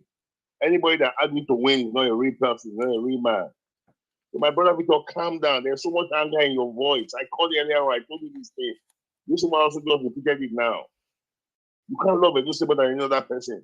If there's something else you are missing from Obaseki government or you different than this, let the people be sworn in first. How we use our social media platform to put him on the stone from day one. Not after 1 year, not after 4 years. From day one. Day one. So just rest. Let your mind be at rest. Are you with me? So you're just shouting, there must be flyover, there's flooding, that makes you afraid. The man have not been sworn in yet. You're already criticizing him. Why have you not killed Obaseki that is there now? So be patient, my brother. We will join forces together to put the man, to straighten him up, make sure we'll bring the best out of him. So we have a better Edo. If we have good roads, it's to my benefit and your benefits. If we have 24 hours lights, it's to my benefit and your benefit, our family. So we'll join forces together to put the anger down. You know, your tone is so harsh, and I'm not really comfortable with that. Can't be gentle, eh? You can't. Together we'll join forces together. This same platform will remind you that this is what Obaseki did. We don't want to see a repeat of this. He needs to do something different. He has to think outside the box. He has to provide solution. He knew what he was coming to do in office. So government house is not a tea party, you know. And the man has told me he will be on the street with his canvas and jeans and a t-shirt and a t-shirt. He will not be a governor who sit there in Maybe Avenue. You will see a different governance this time. Don't worry. Okay. People should hold me. Can I respond to you? Can I respond to you? Can I respond to you? I'm going to put him on the store. He must work for the people. Can I respond? Can I respond to you? Just pray that God should go well. Can I respond to you now? Just be calm, eh? I'm calm. Thank you very much, Good Comrade. Thank you very much, Good Comrade. Thank you. I'm calm. To respond to him now, you said you want to. I'm calm. Go ahead. I'm calm. Can I say, Good Comrade, I am not angry. Angry about what my brother or my father. I'm not angry. What I am saying is that. Victor, somebody wants to talk to you as well. Wait 1 second. Wait. What I am saying is this. Let me finish first. Let me respond to Good Comrade. Go ahead, Joshua. Go ahead, Joshua. Victor, another woman. Oh. Small, calm down. Everything go good. We know say na try and then they don't try to see IAPC move the want they work. No worry, relax, go work. Even at the first like this, then we for first of Basek, fly over. As it is in our fair, then they put. You see later first is that for seat. When we talk about that things, when we pray for government of give and strength to work with this state. And they put for that woman, and they support that woman. We understand now. We know something be there. Understand PDP, we don't understand. And then they give condition. When I tell later, relax, we go work. And if you don't see work, no problem. I say we don't pay work for 8 years, but we know say we go work. But make now they find what they person want. Because they say they give a condition flyover and this and this. All the guys away block up. I say all the people when they see for BD where Obaseki they move where all the block work so money work where everywhere come start and BD come block got a block. Now don't see that one. They give a condition for flyover. Now flyover they pursue. I thought that relax. We understand now. When I forget that issue. Thank you, madam. Thank you. Kind of people want to be now. Relax. Thank you. Some of them swear. Now they see I want to do. When I no worry, God will accept her. Now yeah. Relax. Thank you, madam. For governor, to go work. Thank you whether I like it or not to work. You see love man. Thank you, madam. Thank you very much. Victor, respond to the two of them now. The three. That's the two madams. Yes. First of all, let me respond. First of all, to Good Comrade. I am not angry with anybody. All I am saying is that for 8 years, you people criticize the government with hate. You understand? You even insulted his family. castigated him. That's fine. He's in public office. Wait, that's fine. He's in public office. He can take anything. But to turn around and tell me that now Akpewolo is governor, I cannot talk. I cannot criticize him. Or what I say, what I see as performance must not be what you must be what you see as performance. They never swear Akpewolo in. They never swear at me before you criticize him. No, what I'm saying is that everybody have their own idea of performance. What I'm saying is that everybody have their own idea of performance. What good comrades is as performance might not be what I say as performance. We have to say, I mean, if I say flyover, that is my opinion. That's what I want to see. It doesn't mean that everybody wants to see flyover. But I personally, want to see flyover. You will see flyover. You will see flyover. You get right to how is that a bad thing? How is that a bad thing? Because they can. I saw Okpewolo during the campaign. During the campaign, I saw Okpewolo standing inside flood and saying that all the Obini is flooded. Good. So when you come in, you fix it. I don't want to see flood anymore. You are not there now. You fix it. You remove all the flood. Because you said you stand inside flood and you were complaining about the flood. Now you are there now. So I expect to say that there should be no flood in Benin or in Edo State. Because that's what you campaigned on. So what have I said wrong now? Must I have their opinion? Have not said anything wrong. You've not said anything wrong. What they are saying is that give him a chance. Let him be sworn in. He's already there now. He has been given the chance now. He's already there now. Wait, it's not be sworn in. Wait, let me tell you. The two madams and good comrade said Nigeria. We will deal with 80519. The two madams said if Okpewolo didn't perform, that they will come back and criticize him. They will batter him. That's what they said. Is their own. That is everybody talk their own. That is their own. If they come back or they don't come back, that is their problem. I am talking my own. I am saying that, you understand, if he campaigned with flood, I saw him in social media standing on top of flood and saying that the whole Edo is flooded. Now that you now have the job. So I expect you to fix it. I don't want to see flood anymore. Because you said that flood is all over the place. He will fix it. He will fix it. He will fix it. So what I said now, I said I don't want to see flood. I said I don't want to see flood in Edo State. The madam don't come back for you again. Now you the cause along, so madam, go ahead. Don't come for a victory you don't see today. Yeah, we are not fighting here. Yeah, you have to calm your voice down. You are shouting. You have to calm it down.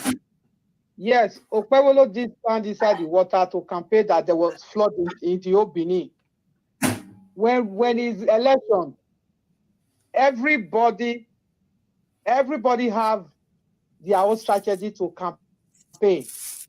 Obaseki also campaigned with one thing, which we still have in the Edo State tomorrow. Obaseki also campaigned that he was the one that stopped prostitution. He stopped prostitution from going abroad. He stopped Benin youth, Edo State youth from going to Kanu to Libya to Italy, where they do prostitution. But if you go to Edo State, EMI is still full of prostitution now. So two of them is the same. They are using their own campaign tools. You hear that? So that's what I'm saying. That was what I'm saying now. Your energy, I don't need to read. If you've got anxiety though, because it's only people that have anxiety that speak like this. You understand? It's not anxiety, my brother. It's basic truth. It's basic truth. You said that there's flood in Edo State. That if you call, you will do the flood. Then fix it. When you come, I expect you to fix it. It's just like when you are the of saying he stopped prostitution, but Ashawo is full of. I'm not here to defend Obaseki. I'm not here to defend. I'm not here to sit there. He did not destroy that place. Or rebuild it and send them to go and work. Oh God! Is full of grass, and you are just sharping cutlass, waiting for somebody that has not even been sworn in. So, my brother, these are all campaign tools. If you have your own campaign tools, go and use it. Okpewolo has his own campaign tools by standing inside the water. He used it. Obaseki also used his own campaign tools, saying he was one that stopped Ashawo. That is the only thing he can tell us he did. He was one that stopped Ashawo from abroad and home. If you go to Ugbagwe, They are there right now as we are speaking. If you go to Iyama is full of Ashawo guests. They don't even wear clothes. Because I saw everything. So, guy, it's campaign tools. So stop wasting your energy and flexing muscle in Obaseki government. People that talk like this, I begin to wonder they are secret beneficiary of Obaseki. That is the plain truth. Thank you, madam. It is your opinion. You are entitled to your opinion. I'm also entitled to my opinion. Yes. Okpolo stand inside the water to say flood everywhere. Yes. I remember Madam, you don't love Edo State. You don't love Edo State, madam. You don't love Edo State, madam. Madam, if people quickly go in because they don't want to get carried away by flood. When madam, this is very simple. Madam, you don't love Edo State. And now I know you don't love Edo State. But it was now I know you don't love Edo State. Oshomole came. We now knew that water can be taken out away from there. You understand? Tomorrow, go and look at 5 Johnson. If Obaseki has continued development like that, Edo State could have been like a mini London, not a big village. So are you saying the first 4 years we have, I don't want to take money. Not that we follow these people. The last 4 years, he ran away to PDP. PDP now, he and Oshomole started fighting. Shaibu started fighting. Is that what we want to see? We know we are aware of all this story already. You are telling us story we already know. If I come this up for you, you telling us story we already know. Oshomole fight or Obaseki fighting. We already know all the story already. Use your own tool to fight me. The way I'm Victor, you will have your chance to talk. Obaseki use prostitution. Okpawolo use flood. Okay? All right. Epadomo. I responded to this guy. Where say, madam? Where say? God bless you. You have not responded. You have not responded to me. You are talking about Obaseki. Am I defending Obaseki? Hello, let me respond to this woman. I'm not defending Obaseki. Do you have mentioned Obaseki? Obaseki's government is over. Okay, fine. Obaseki did not do anything. We agree. A new governor is coming. What I am saying now, since you say you didn't do anything, you stand inside flood and you will fix. Do I expect you to fix it? I don't understand what this woman is saying. So Okpawolo should not work. We should not talk to him. We should not. I mean, come on. I have the right to talk to Victor, let me speak a little bit. Victor, now you make away people they focus. So now you make away people they focus. So another person they lie. Another person they lie. The issue is whether Mr. Okpawolo went to campaign side erosion. Whether Obaseki campaign with prostitution where they go Italy, which it wasn't very. Hello, Mr. Alois, 1 second. Let the telephone calls go on for then you can rebut. You can all rebut and respond to them. Go ahead, caller. I want now Victor, Mr. Victor. Now I want to talk. Victor, if I don't cause trouble for you. Now you look for their trouble. Go ahead, talk to Victor. So it depends like this. It depends like this. Criticism depends like this. It depends like this. Wait now, wait. I want to talk to you, Victor. Wait. I'm opposition. We cannot all be on one side. Victor, I'm wait. opposition. Let him talk. Relax, Victor. One question. Victor, wait. Wait now. Go ahead, madam. Go ahead, sir. Wait now. You remember Duro Somale where they do all those flood village? You remember? Yes. Go ahead to your question. So where Oshomole started this water project for Edo State, where they did one? You see any erosion for Edo State that time? Then where they add over the project to Obaseki, what Obaseki do for this thing? He did the project. Then from there, you see erosion, you see front for everywhere. So maybe Model will come in now. He can start from where Oshomole stop. They will leak all those things out. Then if you see with Obaseki, the whole project was more or less start.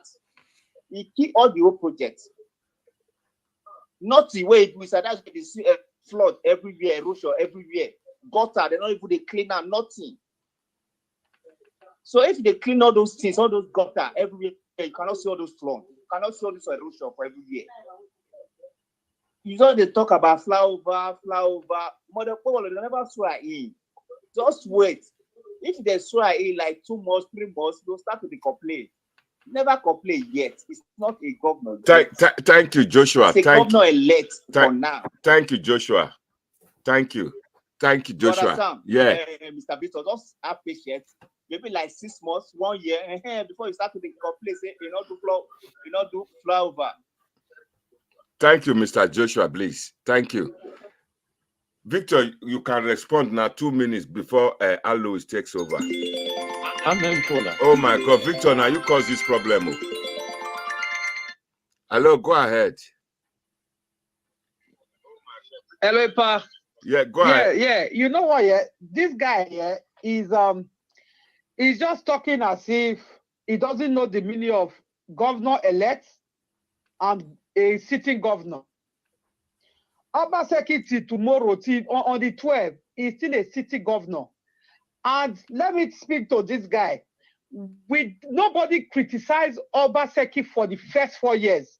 All those joined him to fight Oshomole because he told the whole Benin, the whole Edo State that they want him to share Edo State money. That was when the whole Edo people marched out to say, no way. Edo people was the one that supported him into PDP. That is when I knew that it is only the people's mandate that can put you there. They supported and voted this man in. Buhari did not get involved. We know all this story he already. Went in there. Old story now. We know all this story you are telling us. He went in there. That was it. You understand? I just want to tell us about this. Now, Okolo, I've spoken to that man one-on-one. I'm 100% sure that Victor will also be some of the people that are supporting this man Obaseki secretly. And he talk about opposition. Victor, I want to tell you today, I am not APC, neither PDP. I am so neutral. Whatever you bring to the table, I will look at it with you. Right? Yeah. Now, Ogbewolo has promised something. And once it's that 3 months that he promised, then I will have all marks to criticize him.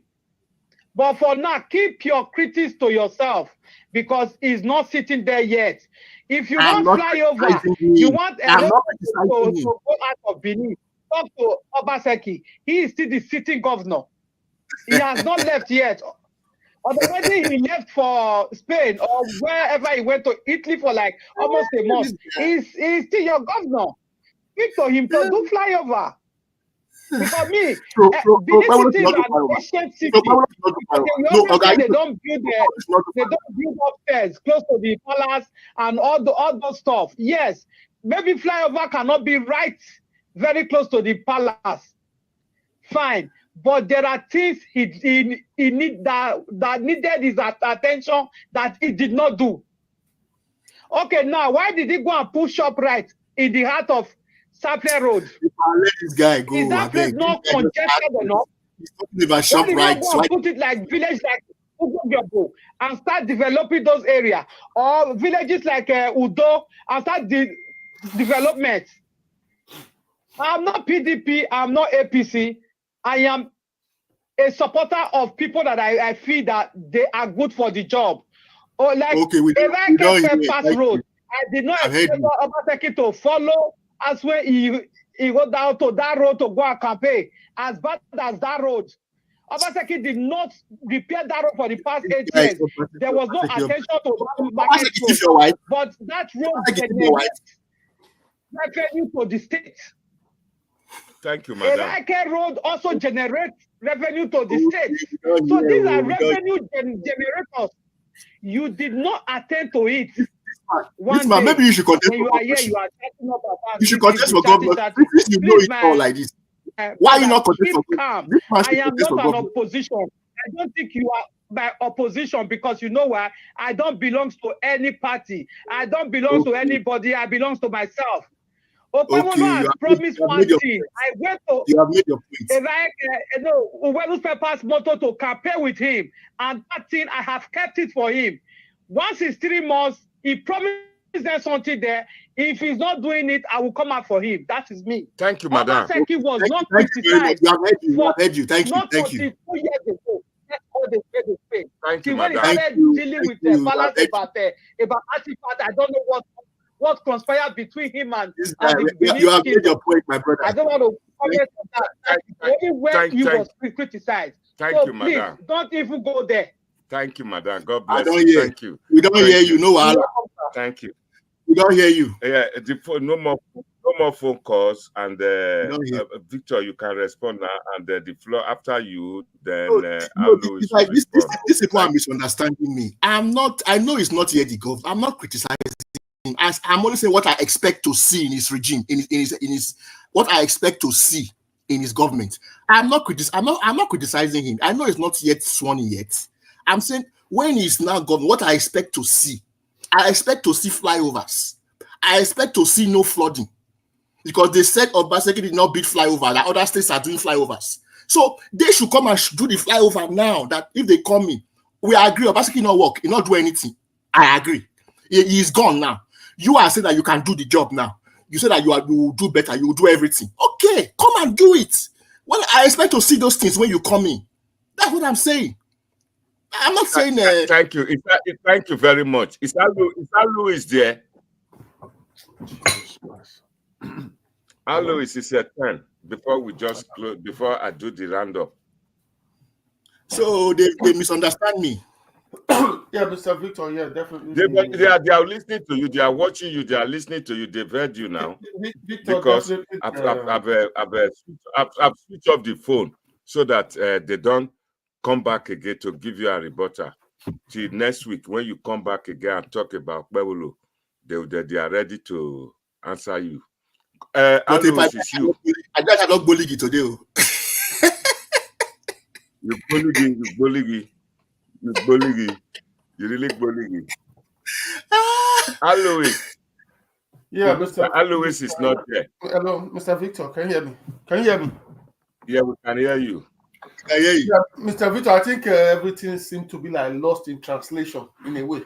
Anyway, like the caller said, Updatewho campaigns. Wait, Alois, Mr. Victor, Gabriel say you don't buy market. If they conversation, Alois, go ahead. I love it anyway. I love it. Like it makes the program interesting. Yeah, like you say, Updatewho campaign inside the water, according to the caller. Then you say you want flyover. I think where I need to start now, since in 2023, or I don't know which year, whether not 2001, with your collective effort in the diaspora, all of you that live in the UK, America, Canada, Tunisia, everywhere, you guys came together and say, we are going to support Governor Obaseki to become the governor of Edo State, which you guys did commendably. I think this issue of flyover now, to rescue the situation in Edo State, so all of you in diaspora need to put your hands together in a very collective way and set up the Go Fund Edo First Flyover, so that the diaspora will build the first flyover in Edo State, so that this can be a starting point for the next government. So you guys should put that same motion, that you voted for. So it's time you guys build the first flyover, so that Edo State will not be number 36 in the list of flyover in Nigeria. Because at the moment, wait, Alois, if we build the flyover, if the people in diaspora build the flyover, would the government allow us to put a toll gate on it so that we can get money back? You see, put toll gate for air. Yeah, no. Once you use a flyover, you come down, then you pay the toll before you use it. It depends on So where that we can build another flyover. it depends on where the flyover is leading to. If it's leading to a government house, you put toll gate. Only you will be passing it now. So it depends on where Victor, the flyover Madam, the Queen TV say, Victor, did you expect Obaseki to remain in power forever? So basically, so at the end of the day, whether Pueblo campaign inside water, whether Obaseki talk about prostitution, at the end of the day, himself was just being not being genuine with the fact saying stop prostitution. That's only technically true. And the father to Pueblo went to that water say flooding. Yes, flooding is a problem. It's not the elected governor. Whether it's the elected governor, Asue Ighodalo is the governor, Obaseki is the governor, Oshomole is the governor, Lucky Ighodalo is the governor. There is a fundamental flooding issue in Benin City which has to be solved. Doesn't matter who's the governor, whoever is sitting there now, in the future, who's going to be the next governor, has to solve it. That is the fundamental issue that is there. Then the issue of flyover. Thank you very much. The issue of flyover, yes, flyover will be built. But before you start building the flyover, go and sort that flooding, go and deseat all the gutters, and go and make sure that people are sleeping with their eyes closed in Benin City first. Before you start doing the top cakes. So at the moment, what we need in those states is the basic thing. Those things need to be sorted first. Then we can start spending the money on luxury. Because where we are now, it's a shame whether Victor and some people like it or not. I keep saying it in this program. Those states compared to his fellow state in the South is nothing to write home about. Whether they like it or not, they can be saying what they are saying. People, we don't even need to travel as far as Nigeria. The power of social media now, there are people who do a job. They go from state to state. They are not politicians. That is how they live. And they showcase all these things. So even they are out there. If you want channels, I can send it to you everywhere. Those states is something to write home about, Benin City especially. So compared to, people can insult Wike, whatever they insulted him. He also used the word, I came there, be like, it's like an Asian city.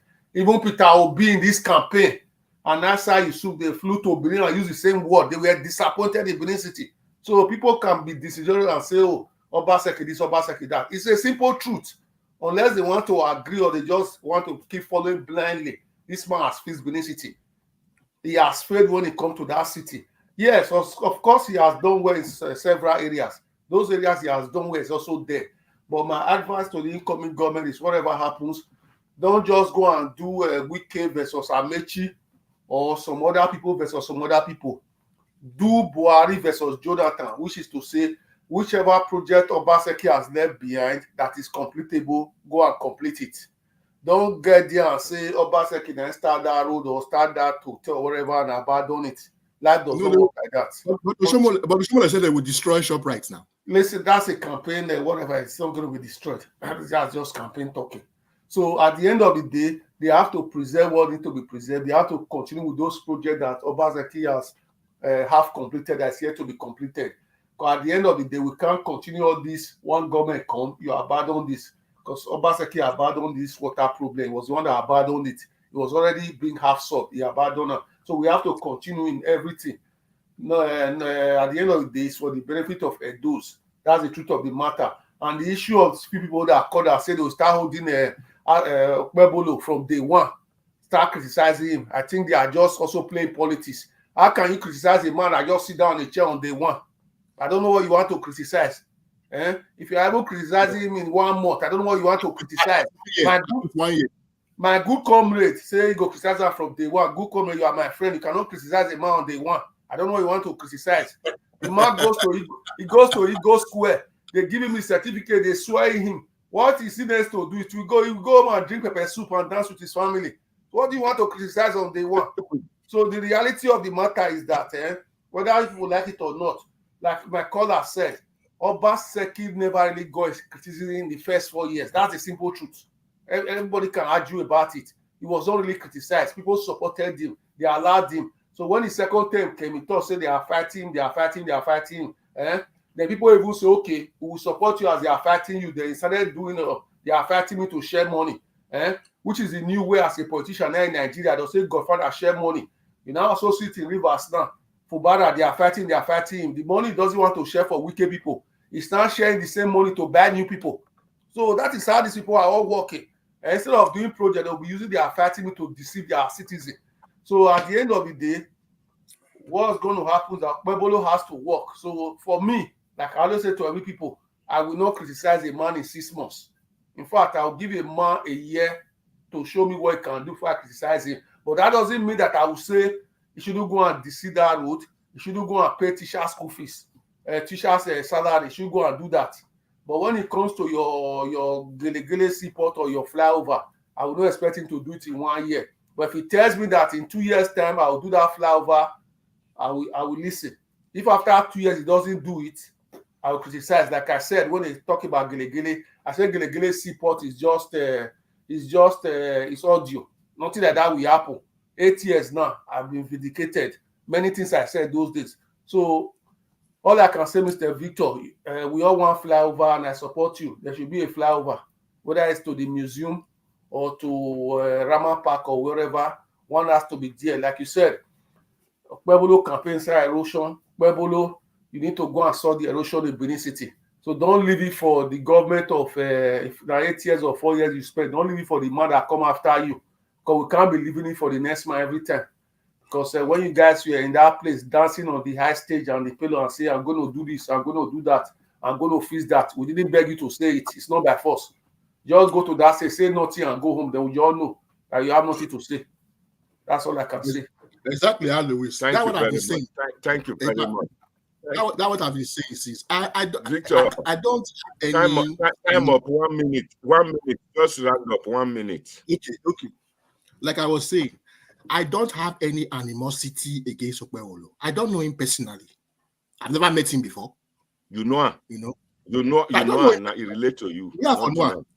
I've never met him before. I don't know him. I don't have any animosity against him. All I'm saying is that let us keep the same energy as Edos.